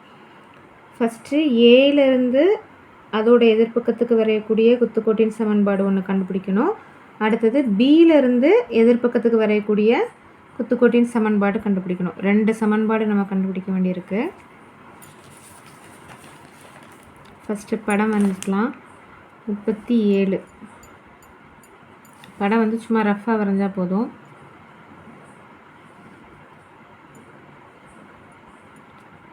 ஏ பி சி ஏங்கிற புள்ளியை குறிச்சிக்கலாம். -3,0. அடுத்தது 10,-2. சி வந்து 12,3ன்னு கொடுத்துருக்காங்க. இப்போ ஃபஸ்ட்டு கொஸ்டின் வந்து ஏயிலிருந்து எதிர்பக்கத்துக்கு வரையக்கூடிய குத்துக்கோட்டின் சமன்பாடு. இப்போ ஏயிலிருந்து அதோட எதிர்பக்கம் என்ன இருக்குது? பிசி. பிசிக்கு வரையக்கூடிய குத்துக்கோடு. குத்துக்கோடு அப்படின்னா என்ன அர்த்தம்? இந்த நம்ம ஏயிலிருந்து வரையக்கூடிய கோடும் அதோட எதிர்பக்கமும் ஒன்றுக்கு ஒன்று செங்குத்தாக இருக்கும். சரியா? ரெண்டும் ஒன்றுக்கு ஒன்று செங்குத்தாக இருக்கும். இதுக்கு பேர் தான் வந்து என்ன அப்படின்னா குத்துக்கோடு. இது சென்டரில் வரையணும்னு அவசியம் இல்லை. கண்டிப்பாக இந்த கோடு எப்படி தான் இருக்கணும்? செங்குத்தாக தான் இருக்கணும். இந்த குத்துக்கோடு இப்போ இதுக்கு பேர் வந்து நம்ம டின்னு வச்சுக்கிட்டோன்னு வச்சுக்கோங்களேன். இந்த ஜாயின் பண்ணுற புள்ளியை டின்னு வச்சுக்கிட்டோம் அப்படின்னா ஏடியோட சமன்பாடு. ஏடி தான் நமக்கு இங்கே குத்துக்கோடு. ஏடியோட சமன்பாடு தான் நம்ம கண்டுபிடிக்கணும். இந்த மாதிரி செங்குத்து இணை அந்த வார்த்தை வந்தது அப்படின்னாலே கண்டிப்பாக சாய்வு தான் கண்டுபிடிக்கணும். நல்லா ஞாபகம் வச்சுக்கோங்க. செங்குத்து இணைங்கிற வார்த்தை வந்தாலே நம்ம என்ன தான் கண்டுபிடிக்கணும்? சாய்வு ஃபார்முலா தான் கண்டுபிடிக்கணும். இப்போது ஏடியோட சாய்வு கண்டுபிடிக்கிறதுக்கு நமக்கு ஏ தெரியும், டிங்கிற புள்ளி நமக்கு என்ன தெரியாது. சரியா? டிங்கிற புள்ளி வந்து நமக்கு ஆக்சுவலாக கண்டுபிடிக்க முடியாது. இப்போ இது வந்து மைய குத்துக்கோடுன்னு சொன்னால் கூட இது சென்டர் பாயிண்ட்டு மையப்புள்ளி கண்டுபிடிக்கலாம். ஆனால் இது வந்து மையம் கிடையாது. இது வந்து என்னது? குத்துக்கோடு. இப்போ என்ன பண்ண போகிறோம்? ஃபஸ்ட்டு பிசியோட சாய்வு கண்டுபிடிக்க போகிறோம். நமக்கு தேவையானது ஆக்சுவலாக என்ன தான் தேவை? ஏடியோட சாய்வு தான் தேவை. ஆனால் நம்ம ஏடியோட சாய்வு எதன் மூலமாக கண்டுபிடிக்க போகிறோம்? பிசியோட சாய்வு மூலமாக கண்டுபிடிக்க போகிறோம். ஃபஸ்ட்டு பிசியோட சாய்வு கண்டுபிடிக்க போகிறோம். பிங்கிற புள்ளியையும் சிங்கிற புள்ளியையும் எடுத்து எழுதிக்கலாம். இது x1 y1 x2 y2. பிசியின் சாய்வு. சாய்வு formula y2 - y1/x2 - x1. So y2 இங்கே 3 மைனஸ் திரும்ப இங்கே ஒரு மைனஸ் வருதா? மைனஸ் ஆஃப் மைனஸ் ப்ளஸ் ஆயிரும். பை x2 12 - 10 என்ன கிடச்சிருக்கு? 5/2. பிசியோட சாய்வு வந்து 5/2. நமக்கு தேவை என்னது? ஏடியோட சாய்வு. அப்போது இந்த 2 கோடுகளும் செங்குத்தாக இருக்குது. நம்ம ஆல்ரெடி சொல்லியிருக்கோம், கோடுகள் வந்து செங்குத்தாக இருந்ததுன்னா அந்த சாய்வுகளோட பெருக்கற் பலன் -1 இருக்கும். அப்போ இந்த ஏடியோட சாய்வு எப்படி இருக்கணும் அப்படின்னா இந்த நம்பர் கூட எதை பெருக்குனா -1 வருது அப்படின்னு பார்க்கணும். இப்போ 5/2 வந்து எப்போ 1 ஆகும்? இதோட தலைகீழால் பெருக்குனா தான் 1 ஆகும். அப்படி தானே? இப்போ 5/2 2/5ஆல் பெருக்கணும் அப்படின்னா எல்லாமே கேன்சல் ஆயிரும், 1 வந்துடும். அடுத்து என்ன கிடைக்கணும் நமக்கு? பெருக்கிறதுல -1 கிடைக்கணும். அப்போ என்ன சேர்த்துக்கணும்? ஒரு மைனஸ் சேர்த்துக்கணும். இப்போ ஏடியோட சாய்வு கண்டுபிடிக்கிறது ரொம்ப ஈஸி. ஃபஸ்ட்டு இதை தலைகீழாக போடணும். 2/5. இங்கே என்ன குறி இருக்கோ அதுக்கு ஆப்போசிட்டான குறி போடணும். இது ப்ளஸில் இருக்குன்னா இது என்னது? மைனஸு. இப்போ இது ரெண்டையும் பெருக்கணும்னா ஆக்சுவலாக ஆட்டோமேட்டிக்காக நமக்கு என்ன கிடச்சிரும்? -1 கிடச்சிரும். ஸோ ஏடியோட சாய்வு வந்து -2/5. கண்டுபிடிக்கிறது ரொம்ப ஈஸி. தலைகீழாக போட்டு குறியை மாற்றணும், அவ்வளோதான். இப்போ தேவையான சாய்வு வந்து கண்டுபிடிச்சாச்சு. சரியா? இப்போ இந்த ஏடியோட சாய்வு தெரியும், அதாவது எம் தெரியும். எம்னா சாய்வு தானே? எம் தெரியும். அடுத்து ஏடியின் மீது உள்ள ஒரு புள்ளியும் நமக்கு தெரியும். ஏடிங்கிற கோட்டில் வந்து என்ன புள்ளி இருக்குது? ஏங்கிற புள்ளி இருக்குது. -3,0.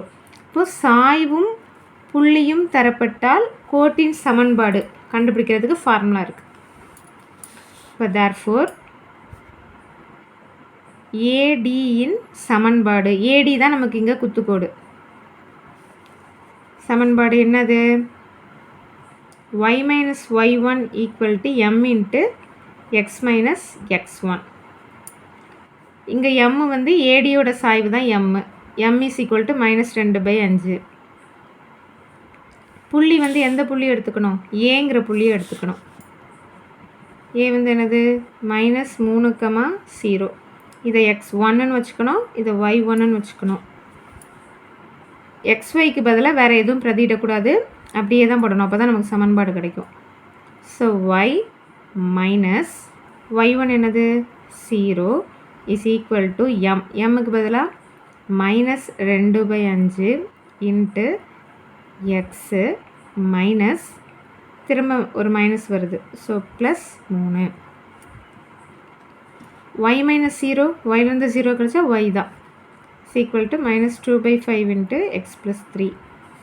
இப்போ இங்கே /5 இங்கே வந்து பெருக்கல் 5ஆக மாறிடும். So 5y = -2 × x + 3. So 5y = இதை உள்ளே கொண்டு பெருக்கணும்னா -2x, minus into plus minus ஆயிரும். 2 3 6. இப்போ எக்ஸ் மைனஸில், எக்ஸ் டேம் வந்து மைனஸில் இருக்கிறதுனால எல்லாத்தையும் இங்கே கொண்டு வந்துடுவோம். இப்போ இங்கே கொண்டு வரும்போது ஃபஸ்ட்டு எக்ஸ் டேம் எழுதிக்குவோம். -2x இங்கே வரும்போது +2x, y ஆல்ரெடி இங்கே இருக்குது, +5y, -6ஐயும் இங்கே கொண்டு வரும், +6 = 0. ஸோ ஏயிலிருந்து வரையக்கூடிய அந்த குத்துக்கோட்டின் சமன்பாடு வந்து நம்ம கண்டுபிடிச்சிட்டோம். அடுத்து இதே பாதி தான் முடிஞ்சிருக்கு. இது ஏயிலிருந்து வரையக்கூடிய குத்துக்கோட்டின் சமன்பாடு. அடுத்து இதே போல் என்ன கண்டுபிடிக்க போகிறோம்? பியிலிருந்து வரையக்கூடிய குத்துக்கோட்டின் சமன்பாடு கண்டுபிடிக்க போகிறோம். ஸோ அதுக்கும் ரஃப்பாக ஒரு டயக்ராம் போட்டுக்கலாம்.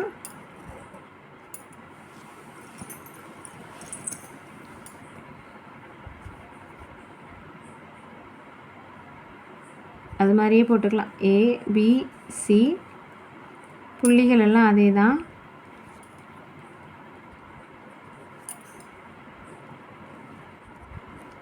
இப்போ பியிலேருந்து எதிர்பக்கத்துக்கு வரைய போகிறோம். ஸோ பியிலேருந்து ஏசிக்கு, ஏசி தான் எதிர்பக்கம், அதுக்கு வரையக்கூடிய செங்குத்துக்கோடு. ஸோ இப்போ ஏசியும் இதை ஈன்னு வச்சுக்கிட்டோம் அப்படின்னா ஏசியும் பிஇயும் ஒன்றுக்கு ஒன்று செங்குத்தாக இருக்கும். நம்ம இப்போ பிஇயோட சமன்பாடு தான் கண்டுபிடிக்க போகிறோம். பிஇயோட சமன்பாடு கண்டுபிடிக்கிறதுக்கு ஃபஸ்ட்டு இங்கே கண்டுபிடிச்ச மாதிரியே தான் ஃபஸ்ட்டு என்ன கண்டுபிடிக்க போகிறோம்? ஏசியோட சாய்வு கண்டுபிடிக்க போகிறோம். இப்போ ஏயையும் சியையும் எடுத்து எழுதிக்கலாம். x1 y1 x2 y2. இப்போ ஏசியின் சாய்வு சேம் ஃபார்முலா. y2 வந்து 3 - 0/12 மைனஸ், திரும்ப ஒரு மைனஸ் இருக்குது, +3. ஸோ 3/15 அடி கொடுத்தோம்னா 1/5. இப்போ ஏசியோட சாய்வு 1/5ன்னு கிடச்சிருக்கு. நமக்கு வந்து எது தான் தேவை? பிஇ தான் நமக்கு அந்த குத்துக்கோடு. பியிலேருந்து எதிர்பக்கத்துக்கு வரையக்கூடிய குத்துக்கோடு வந்து பிஇ தான். ஸோ பிஇயோட சாய்வு வேணும் நமக்கு. பியோட சாய்வு எப்படி கண்டுபிடிக்கிறது? ரெண்டும் ஒன்றுக்கு ஒன்று செங்குத்துங்கிறதுனால இது கூட எதை பெருக்குனா -1 வருதுன்னு பார்க்கணும். அதுக்கு என்ன பண்ணணும்? இதை ஃபஸ்ட்டு தலைகீழாக எழுதிக்கணும். தலைகீழாக எழுதணும்னா 5/1. 5/1னா /1 போட தேவையில்லை. ஸோ 5 தான். குறியை மாற்றிக்கணும், -5. ஸோ பிஇயோட சாய்வு வந்து -5. இப்போ m = -5.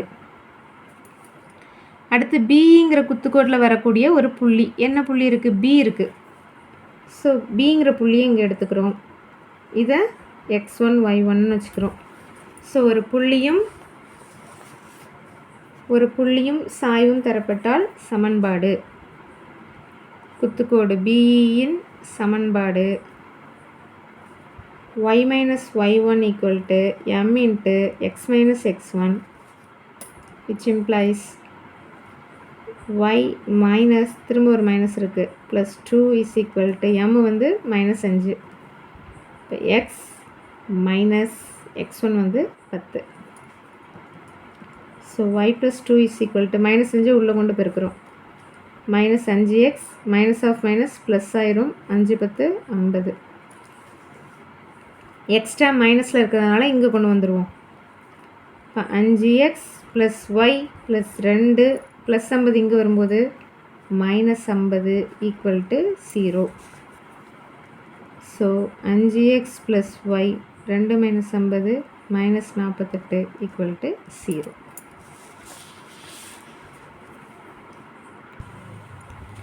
அடுத்த கேள்வி 38. ஒரு கலங்கரை விளக்கத்தின் உச்சியிலிருந்து எதிரெதிர் பக்கங்களில் உள்ள 2 கப்பல்கள் 30 டிகிரி மற்றும் 60 டிகிரி இறக்க கோணத்தில் பார்க்கப்படுகிறது. கலங்கரை விளக்கத்தின் உயரம் h மீட்டர். இரு கப்பல்கள் மற்றும் கலங்கரை விளக்கத்தின் அடிப்பகுதி ஆகியவை ஒரே நேர்கோட்டில் அமைகின்றன எனில் 2 கப்பல்களுக்கு இடைப்பட்ட தொலைவு 4h/√3 மீட்டர் என நிறுவுக. இப்போ கலங்கரை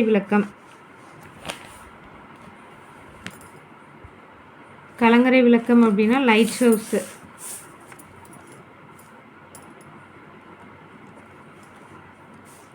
இதான் கலங்கரை விளக்கம் அப்படின்னு வச்சுப்போம். இந்த சைடு ஒரு கப்பல் இருக்குது, இந்த சைடு ஒரு கப்பல் இருக்குது. எதிரெதிர் பக்கங்கள் அப்படின்னு கொடுத்துருக்காங்களா? எதிரெதிர் பக்கங்கள் அப்படின்னா இந்த சைடு ஒன்று, அந்த சைடு ஒன்று. ஒரே பக்கங்கள்னால் ஒரே சைடில் கொடுத்துக்கணும். எதிரெதிர் பக்கங்கள்னால் இங்கே ஒன்று, அங்கே ஒன்று. கலங்கரை விளக்கம் எப்படி இருக்குன்னா இந்த சைடு ஒன்று, இந்த சைடு ஒன்று.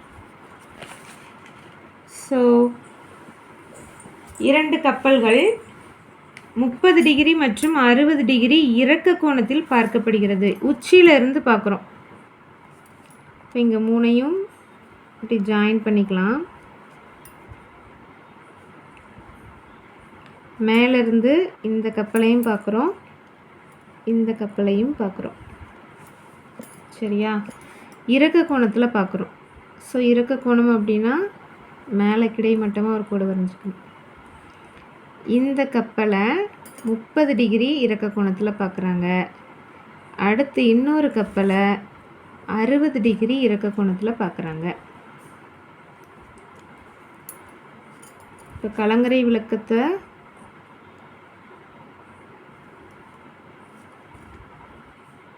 ஏபின்னு வச்சுக்கலாம். கலங்கரை விளக்கத்தின் உயரம் கொடுத்துருக்காங்க h மீட்டர். இந்த கப்பலை சின்னு வச்சுக்கலாம், இந்த கப்பலை டின்னு வச்சுக்கலாம்.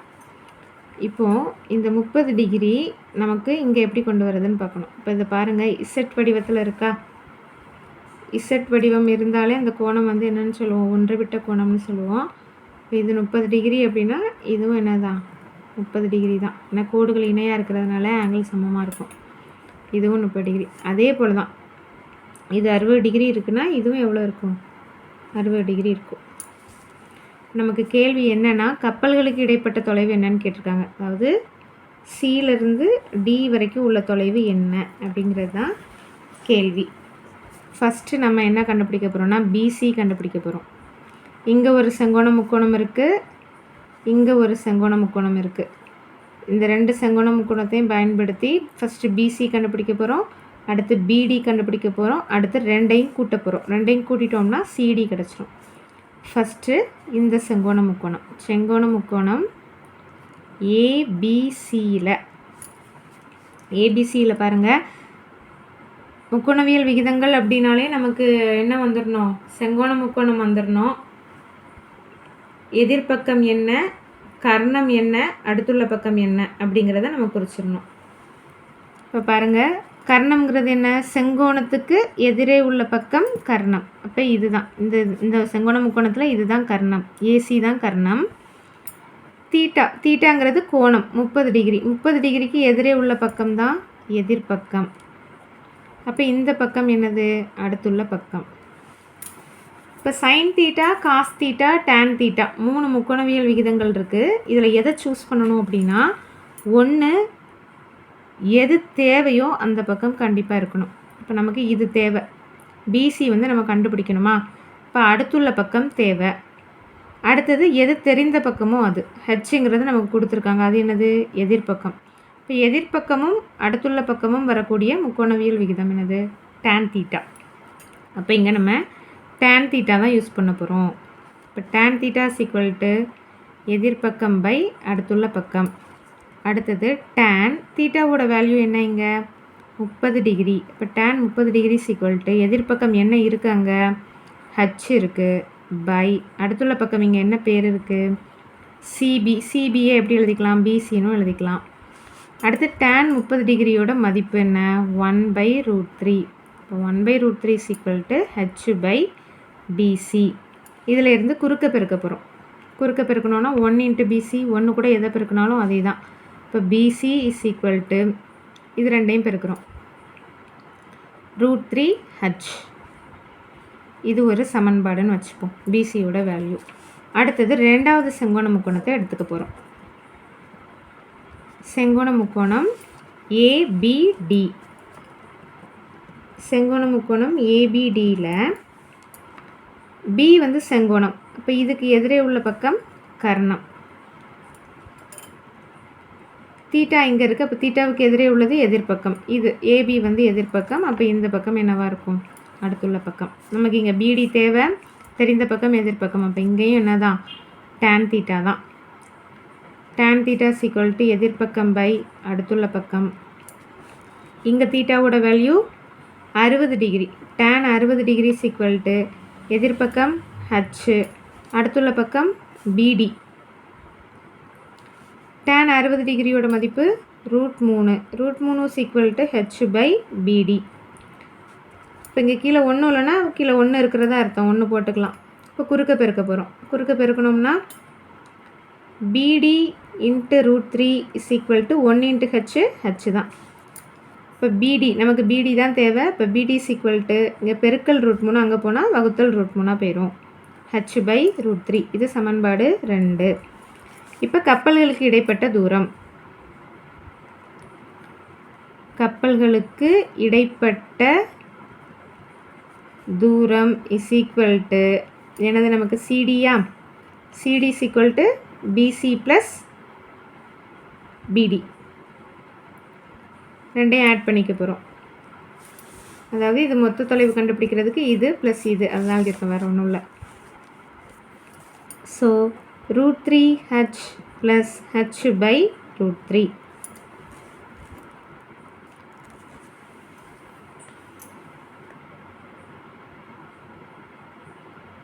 இது பை 1 இருக்கிறதா வச்சுக்கலாம்.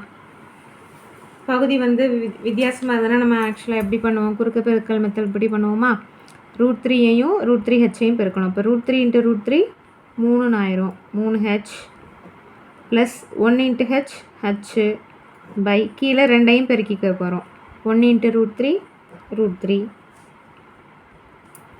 3h ப்ளஸ் h, வெறும் h இருந்துச்சுன்னா இங்கே 1 இருக்கிறதா அர்த்தம். 3h ப்ளஸ் 1h, இப்போ மொத்தம் எத்தனை இருக்குது, 4h பை √3. ஸோ நமக்கு கேள்வியில் இதுதான் நிரூபிக்க சொல்லியிருக்காங்க.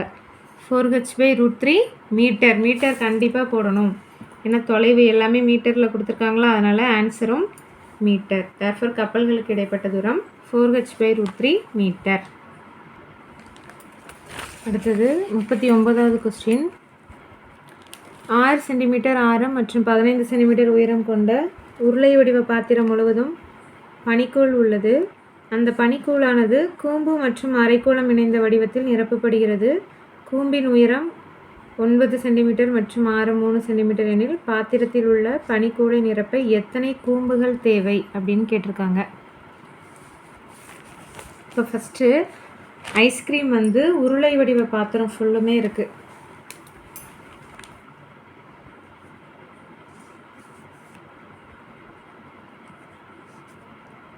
இப்போ உருளையோட அளவுகள் எல்லாம் கொடுத்துருக்காங்க. உருளையோட ஆரம் வந்து 6ன்னு வச்சுக்கலாம். R is equal to 6 centimetre. உயரம் ஹெச்ன்னு வச்சுக்கலாம். உயரம் H is equal to 15 centimetre. அடுத்தது கூம்பும் அரைக்கோளம். உருளை வடிவ பாத்திரம் ஃபுல்லு ஒரு அண்டான்னு ஞாபகம் வச்சுக்கோங்களேன். இந்த பாத்திரம் ஃபுல்லுமே என்ன இருக்குது? ஐஸ்கிரீம் இருக்குது. இது வந்து பெரிய பாத்திரம். இது ஃபுல்லுமே ஐஸ்கிரீம் இருக்குது. இதை வந்து இப்போ எப்படி மாற்றுறாங்க அப்படின்னா, கூம்பு மற்றும் அரைக்கோளம் இணைந்த வடிவத்தில் நிரப்பப்படுகிறது. அதாவது கோனைஸ் வந்து பார்த்தோம்னா எப்படி இருக்கும்? கீழே வந்து கூம்பு வடிவம் இருக்கும். மேலே ஐஸ்கிரீமை நிரப்பும் போது மேலே ஒரு அரைக்கோளம் வடிவம் கிடைக்குமா நமக்கு? இப்போ இந்த வடிவத்துக்கு என்ன செய்கிறாங்க? குட்டி குட்டி கப்ஸாக அப்படி மாற்றுறாங்க. இப்போ இது வந்து பெரிய பாத்திரம், இது சின்ன சின்ன கோன்ஸ் இதெல்லாமே. இப்போ இதிலேருந்து நம்ம என்ன செய்கிறோம்? மாற்றி மாற்றி வைக்கிறோம். இப்படி வைக்கும்போது இதில் உள்ள எல்லா ஐஸ்கிரீம்ஸையும் இந்த வடிவத்துக்கு மாற்றுறோம். இப்படி மாற்றினோம் அப்படின்னா எத்தனை கூம்புகள் வந்து நமக்கு தேவைப்படும் அப்படின்னு கேட்டிருக்காங்க. ஸோ இதில் உள்ள ஐஸ்கிரீம்ஸ் தான் இதுலேயும் இருக்க போகுது. அப்போ இந்த உருளையோட கன அளவும் இந்த கூம்பு அரைக்கோளம் இணைந்த வடிவத்தோட கன அளவும் நமக்கு எப்படி இருக்கும்? சமமாக இருக்கும். சரியா? இப்போ கூம்பு மற்றும் அரைக்கோளத்துக்கு அளவுகள் எழுதிடலாம். கூம்போட அளவுகள் வந்து உயரம், இங்கே ஆல்ரெடி ஹெச்ன்னு கொடுத்ததுனால இங்கே H1ன்னு கொடுத்துப்போம். H1 is equal to 9 centimetre. ஆரம் R1 is equal to 3 centimetre. அடுத்தது அரைக்கோளம்.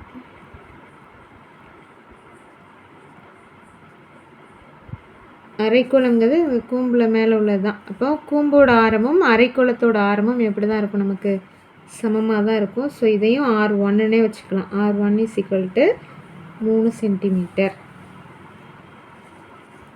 ஸோ நம்ம கூம்புகளின் எண்ணிக்கை கண்டுபிடிக்கிறதுக்கு உருளையோட கன அளவை கூம்பு ப்ளஸ் அரைக்கோளத்தின் கன அளவால் வகுத்துட்டோம் அப்படின்னா எண்ணிக்கை கிடச்சிரும். ஸோ எண்ணிக்கை இஸ் ஈக்குவல் டு உருளையின் கன அளவு பை கூம்பின் கன அளவு ப்ளஸ் அரைக்கோளத்தின் கன அளவு.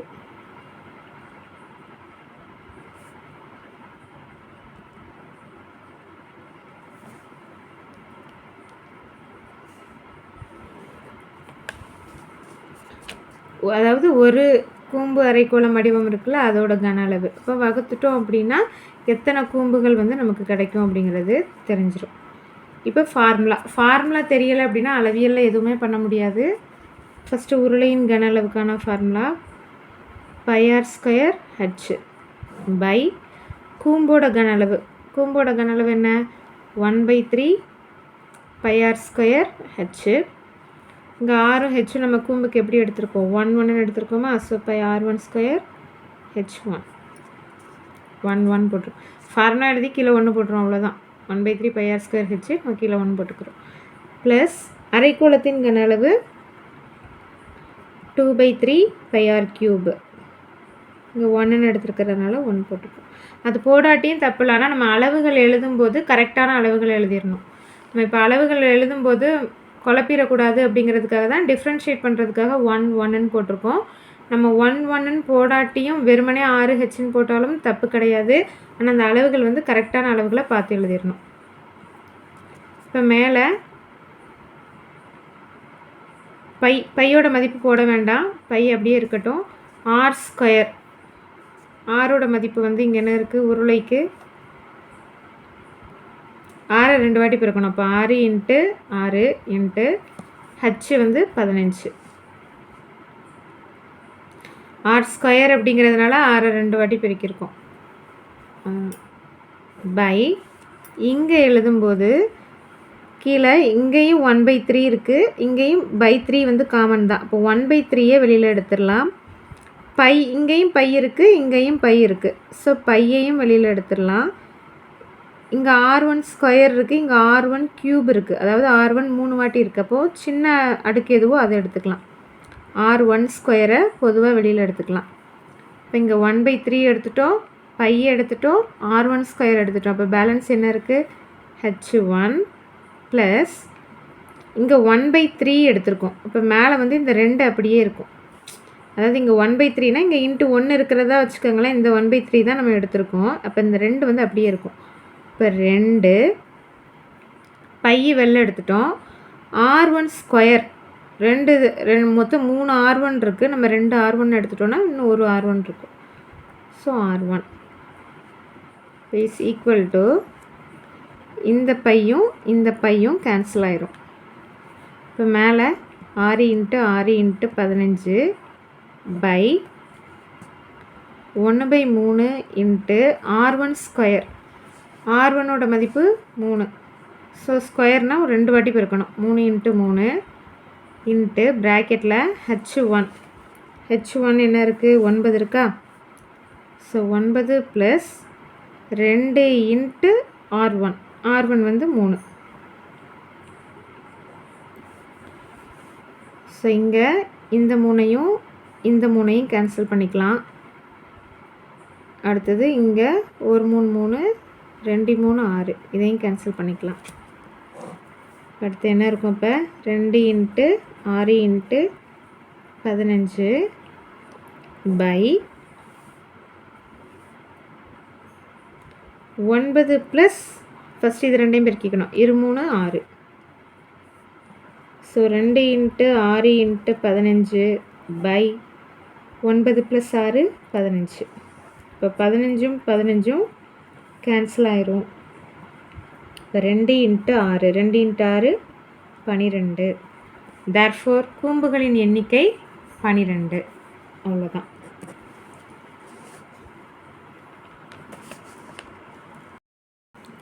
அடுத்த கேள்வி 40வது கொஸ்டின். ஒரு உள்ளீடற்ற உலோக உருளையின் வெளிப்புற ஆரம் 4.3 சென்டிமீட்டர், உட்புற ஆரம் 1.1 சென்டிமீட்டர் மற்றும் நீளம் 4 சென்டிமீட்டர். உலோக உருளையை உருக்கி 12 சென்டிமீட்டர் நீளமுள்ள வேறொரு திண்ம உருளை உருவாக்கப்பட்டால் புதிய உருளையின் விட்டத்தை காண்க அப்படின்னு கேட்டிருக்காங்க. இப்போ இங்கே உருக்கி அப்படிங்கிற வார்த்தை வந்தாலே நம்ம கன அளவு தான் கண்டுபிடிக்கணும். இப்போ உள்ளீடற்ற உருளையை உருக்கி உருளை வடிவம் செய்கிறாங்க. இப்போது இரும்புன்னு வச்சுக்கோங்களேன். இப்போது இரும்பு பொருள் அப்படின்னு வச்சுக்கோங்க. இப்போது உள்ளீடற்ற உருளை வடிவத்தில் உள்ள அந்த இரும்பை வந்து உருக்கி திரும்பவும் அதே அளவு இரும்பில் தான் உருளை செய்கிறாங்க. அப்போ என்ன அப்படின்னா 2 கன அளவுகளும் சமமாக இருக்கும். உள்ளீடற்ற உருளையின் கன அளவும் புதுசாக செய்யப்பட்ட அந்த உருளையோட கன அளவும் சமம் அப்படிங்கிற கான்செப்ட் வச்சு தான் நம்ம இப்போ கண்டுபிடிக்க போகிறோம். ஃபஸ்ட்டு உள்ளீடற்ற உருளையின் கன அளவு என்ன அப்படின்னு கண்டுபிடிக்க போகிறோம்.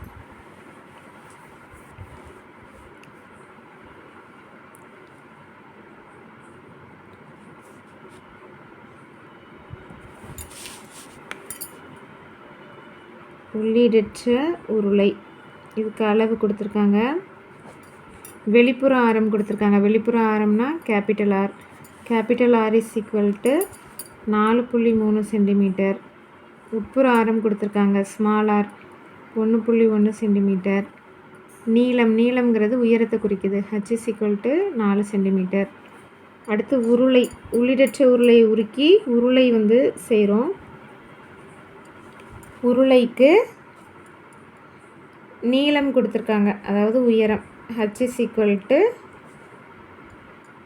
12 சென்டிமீட்டர். விட்டம் என்ன அப்படின்னு கேட்டிருக்காங்க. விட்டம்னா என்ன? ஆரத்தோட 2 மடங்கு. இப்போ 2r என்ன அப்படின்னு கேட்டிருக்காங்க. 2rஓட மதிப்பு நம்ம கண்டுபிடிக்கணும். இப்போ 2 கன அளவும் சமம் அப்படிங்கிற கான்செப்டில் செய்ய போகிறோம். ஸோ நமக்கு தேவையானது வந்து உருளையோட கன அளவு தான். அதை ஃபஸ்ட்டு எழுதிக்கலாம். உருளையின் கன அளவு ஈக்குவல் டு உள்ளீடற்ற உருளையின் கன அளவு.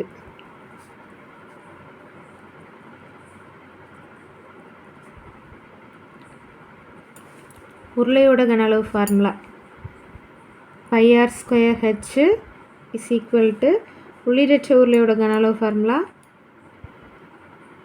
π × r² - r² × h. டிஃப்ரென்ஷியேட் பண்ணுறதுக்காக இதுக்கு வேணால் நம்ம h1 r1 அப்படின்னு எடுத்துக்கலாம் உருளைக்கு. ஏன்னா அளவு வந்து நம்ம தப்பாக போட்டுருக்கக்கூடாது அப்படிங்கிறதுனால, மற்றபடி அது வேறு ஒன்றும் இல்லை. இப்போ இங்கேயும் பை இருக்குது, அங்கேயும் பை இருக்குது அப்படிங்கிறதுனால என்ன பண்ணிக்கலாம், பையை கேன்சல் பண்ணிக்கலாம். பையும் கேன்சல். அடுத்தது r1 வந்து நமக்கு தெரியாது, உருளையோட ஆரம் தெரியாது, அது அப்படியே வச்சுக்கலாம். r1² × h1 நமக்கு தெரியும், உருளையோட உயரம். உருளையோட உயரம் எவ்வளோ கொடுத்துருக்காங்க, 12 is equal to r², capital R வந்து 4.3 கொடுத்துருக்காங்க. 4.3² மைனஸ் 1.1² இன்ட்டு h வந்து எவ்வளவு, 4.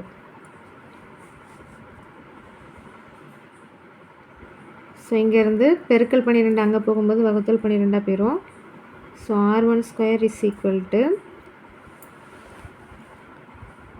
4.3² மைனஸ் 1.1² இன்ட்டு 4 பை 12.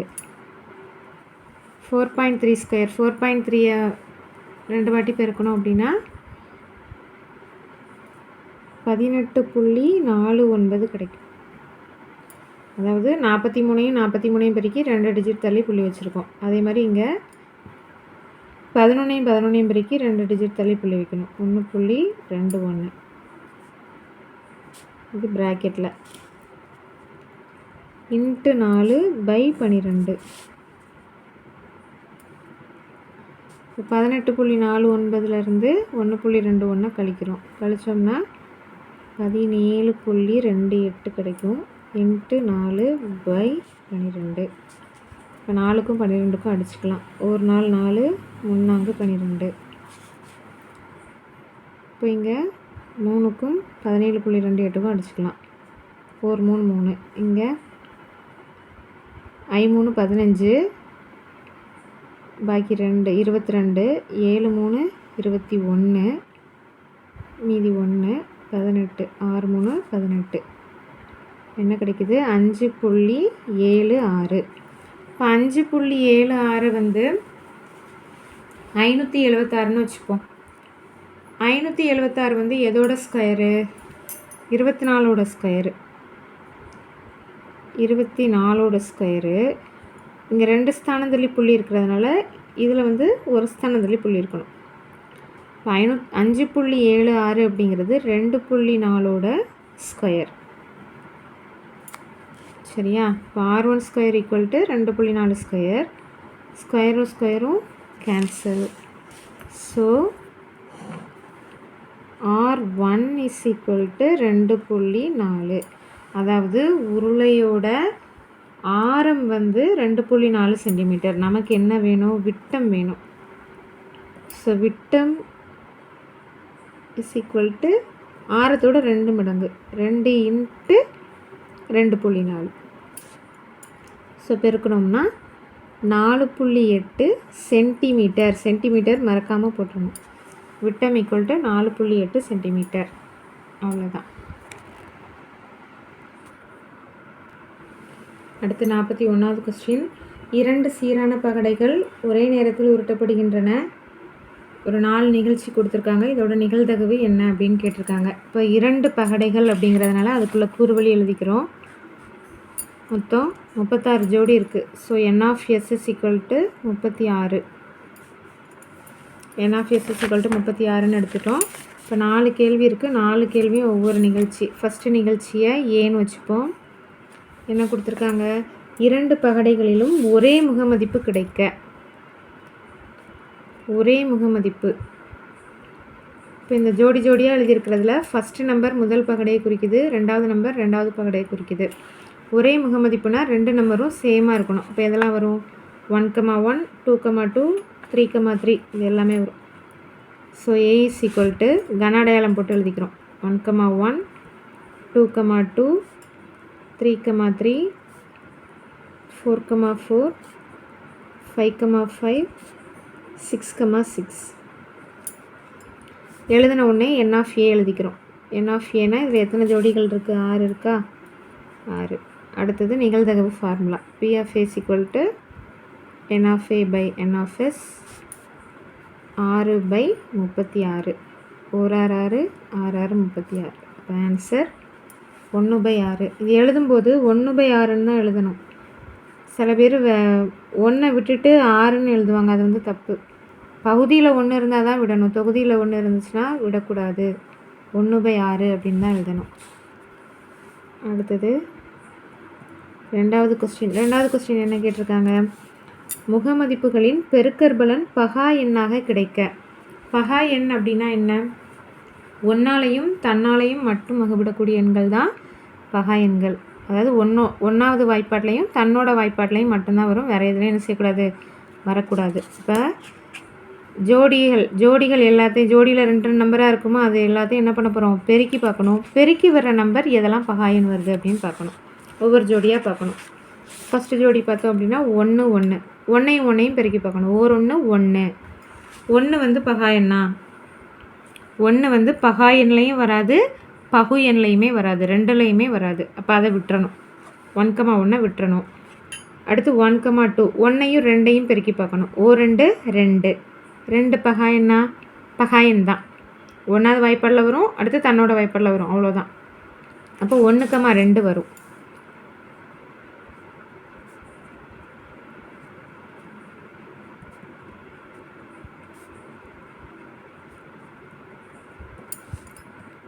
ஒன்றுக்கமா 2 வரும். அடுத்தது 1,3 ஓர் 3 3 3ம் பகா எண் தான். அடுத்து 1,4 வருமா? ஓர் 4 4 வராது, அது பகா எண் கிடையாது. அடுத்தது ஓர் 5 5 பகா எண் தான். இந்த மாதிரி ஒவ்வொரு ஜோடியாக கவனமாக பெருக்கணும். ஒரு ஜோடியை நம்ம விட்டுட்டோம் அப்படின்னாலே கணக்கு தப்பாக போயிடும். 1,6 வருமா? வராது. அடுத்து 2,1 வரும். 2 1 2 பகா எண் தான். 2 2 4 வராது. 2 3 6 வராது. 2 4 8 அடுத்து எதுவுமே வராதாங்க. அடுத்து இங்கே 3 1 3,1 வரும். 3 2 6 3 9 வராது. 1 12 வராது. 3 15 வராது. 3 18 வராது. அடுத்து 4வது வரிசை எதுவுமே வராது. அடுத்தது 1 5 5,1 வரும். 5,2 5,3 இது எதுவுமே வராது. அடுத்துமே எதுவும் வராது. ஸோ அவ்வளோதான். இப்போ n of b is equal to 6. இப்போ p of b is equal to n of b by n of s 6/36 1 6 6 6 36. Answer 1/6. அடுத்தது 3வது கொஸ்டின். முகமதிப்புகளின் கூடுதல் பகா எண்ணாக இருக்க.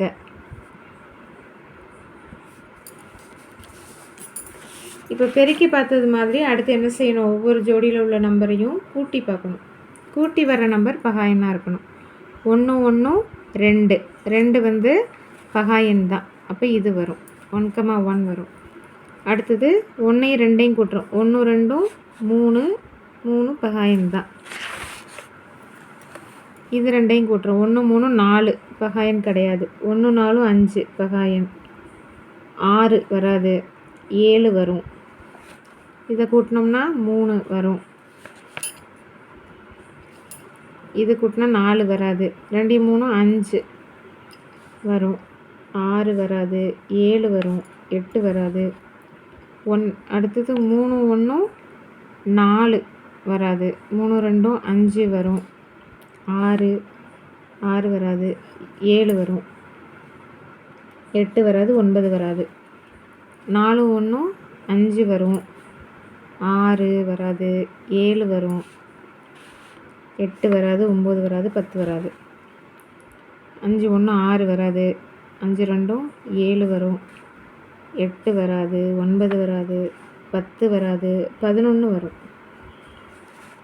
6 1 7 வரும். 8 வராது, 9 வராது, 10 வராது, 11 வரும், 12 வராது. ஸோ சியில் என்னென்ன ஜோடிகள்லாம் வருதுன்னு பாருங்கள். 1,1 1,2 1,4 1,6 2,1 2,3 2,5 3,2 3,4 4,1 4,3 5,2 5,6 6,1 6,5. எத்தனை ஜோடி இருக்குது? 6 12 15 ஜோடி இருக்குது. So n of c is equal to 15, p of c is equal to n of c by n of s 15/36. I 3 15 12 3 36. So answer 5/12. அடுத்தது 4வது நிகழ்ச்சி டி. 4வது என்ன கொடுத்துருக்காங்கன்னு பாருங்கள். முகமதிப்புகளின் கூடுதல் 1ஆக இருக்க கூட்டி வர்ற நம்பர் 1 கிடைக்கணும். அந்த ஜோடியில் உள்ள நம்பரை கூட்டினோம் அப்படின்னா 1 கிடைக்கணும். கிடைக்குமா? இருக்கிறதுலே சின்ன நம்பர் வந்து 1,1 தான். இதை கூட்டினாலே நமக்கு என்ன கிடைக்குது? 2 கிடைக்குது. இப்போ கூட்டினா 1 கிடைக்கக்கூடிய ஜோடி எதுவுமே இல்லை.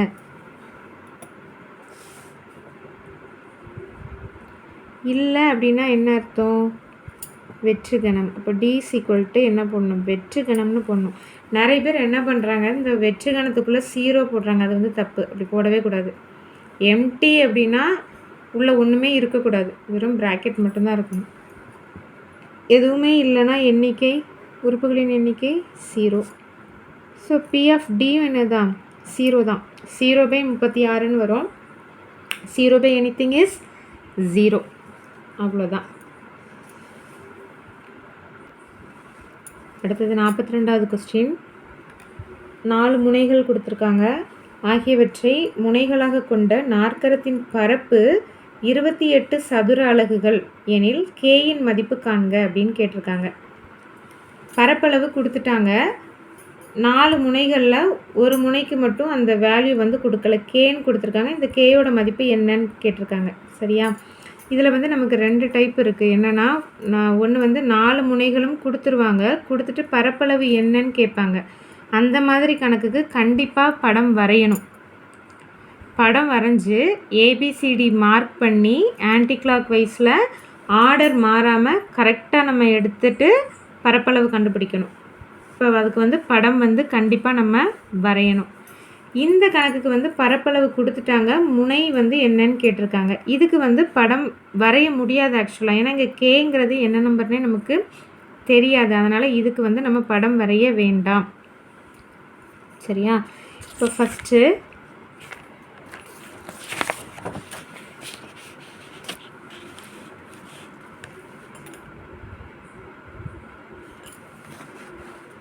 நாற்கரத்தினுடைய பரப்பளவு ஃபார்முலா எழுதிக்க போகிறோம்.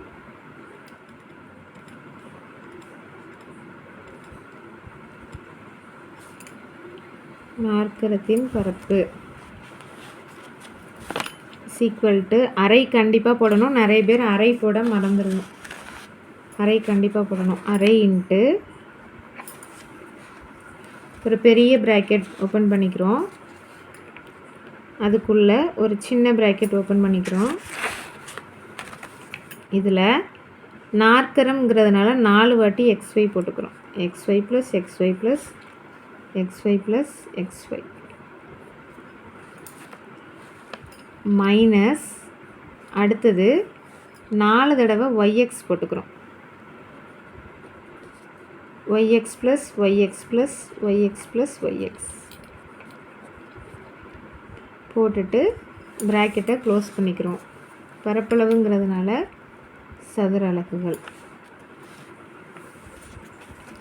இந்த நம்பர் எப்படி கொடுக்கணும் அப்படின்னா, ஈஸியாக ஞாபகம் வச்சுக்கிறதுக்காக 1 2. எக்ஸுக்கு கீழே சைடில் 1ன்னு கொடுக்குறோம், ஒய்க்கு கீழே சைடில் 2ன்னு கொடுக்குறோம். 1 2 2ல் முடித்து 2ல் ஆரம்பிக்கணும். 2 3, அடுத்து 3 4, அடுத்து 4 1. 4 வரைக்கும் தான் இருக்குது, 4 புள்ளிகள் தானே. அப்போ 4க்கு அடுத்து 5 போடக்கூடாது, திரும்ப ஆரம்பித்த இடத்துக்கு வந்துடணும். 4 1. அதே மாதிரி தான் இங்கேயும்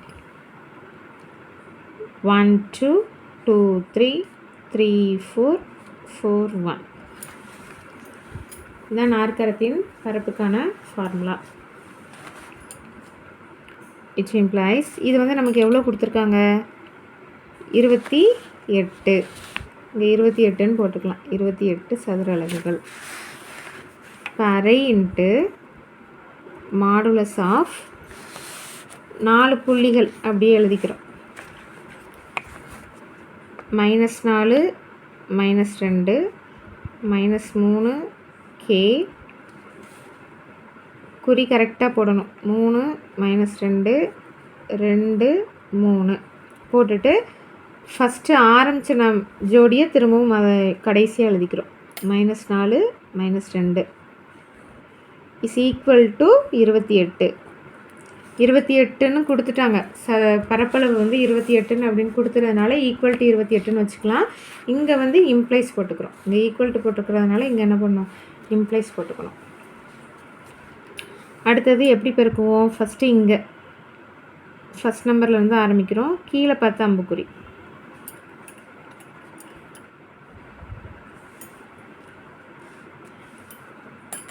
இட்ஸ் இம்ப்ளைஸ் அரை இன்ட்டு பெரிய ப்ராக்கெட், அடுத்து சின்ன ப்ராக்கெட், கீழே பார்த்த அம்புக்குறி எல்லாத்தையும் பெருக்க போகிறோம். -4 இன்ட்டு K -4K. அடுத்தது இது ரெண்டையும் பெருக்கிறோம். மைனஸ் இன்ட்டு மைனஸ் ப்ளஸ்ஸு, மூவி 2 6. இது ரெண்டுமே ப்ளஸ்ஸு தான். Plus into plus plus 3 9. அடுத்தது இது plus into minus, plus into minus minus 2 2 4. ரெண்டு ஒரே குறியாக இருந்தால் ப்ளஸ்ஸு, வேறு வேறு குறியாக இருந்தால் மைனஸ். அவ்வளோதான். ப்ராக்கெட்டை க்ளோஸ் பண்ணிக்கிறோம். நெக்ஸ்ட்டு மைனஸ், அடுத்த ப்ராக்கெட் ஓப்பன் பண்ணிக்கிறோம். ஃபஸ்ட்டு கீழே பார்த்த அம்புக்குறி, அடுத்து கீழேருந்து மேலே பக்கம் அம்புக்குறி, கீழேருந்து போகிறோம்.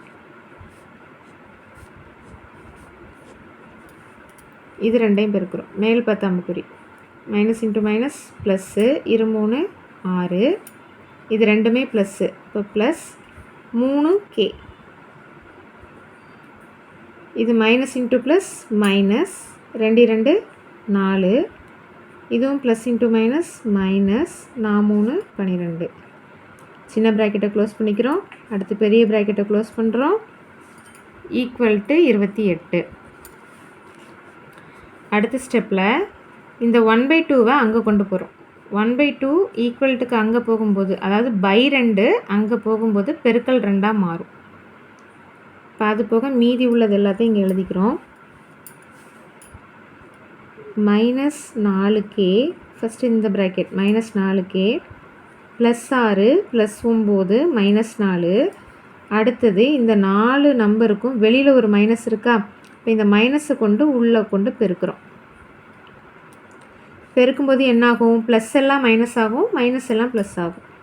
இங்கே பாருங்கள், 6 ப்ளஸில் இருக்கா, இந்த மைனஸ் உள்ளே போகும்போது -6ன்னு மாறிடும். +3K மைனஸ் உள்ளே போகும்போது -3Kன்னு மாறிடும். மைனஸ்னால எப்படி மாறிடும்? +4ன்னு மாறிடும். -12 +12ன்னு மாறிடும். Is equal to 28. இங்கே பை 2 அங்கே போச்சுன்னா பெருக்கல் 2ன்னு மாறும். So into 2. இனிமேல் இந்த ப்ராக்கெட் தேவையில்லை. ஃபஸ்ட்டு கேட்டாம் எல்லாம் பார்த்துக்குறோம். கேட்டாம் எல்லாத்தையும் கூட்டிக்க போகிறோம். -4K இருக்குது, இங்கே -3K இருக்குது. குறி ஒரே மாதிரி இருக்கா? ஒரே மாதிரி குறினா என்ன செய்வோம்? கூட்டி அதே குறியை போடுவோம்.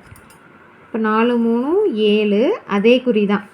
-7K, மைனஸ் போட மறந்துடக்கூடாது. -7K. அடுத்தது நம்பர் டேம். நம்பர் டேர்மில் ஃபஸ்ட்டு ப்ளஸ் நம்பர் எல்லாம் கூட்டிப்போம், அடுத்தது மைனஸ் நம்பர் எல்லாம் கூட்டிக்கணும். ப்ளஸ் நம்பர் எதெல்லாம் இருக்குது? 6, 9, 4, 12 எல்லாத்தையும் கூட்டிக்கிறோம். 6 9 15, 15 4 19, 31 எல்லாமே ப்ளஸ்ஸு. ஸோ ப்ளஸ் குறி 31. அடுத்தது மைனஸ் நம்பர் எல்லாம் கூட்டி மைனஸ் குறி போட்டுக்க போகிறோம். இதெல்லாம் இருக்குது, -4 -6 இருக்குது. இப்போ இது ரெண்டையும் கூட்டினா -10 இஸ் ஈக்குவல் டு இங்கே 28ஐயும் 2ஐயும் பெருக்கிக்கிறோம். 28 × 2 56. இப்போ -7k. இது நம்பர் டேம். குறி வெவ்வேறாக இருந்தால் என்ன செய்வோம்? கழித்து பெரிய நம்பர் குறியே போடுவோம். 31ல் 10 போச்சுன்னா 21. பெரிய நம்பர் குறி ப்ளஸ்ஸு 21 இஸ் ஈக்குவல் டு 56. அடுத்தது 21 அங்கே கொண்டு போகிறோம். -7k is equal to 56 plus 21 அங்கே போச்சுன்னா -21. ஸோ கழிச்சிட்டோம்னா 35. -7k is equal to 35.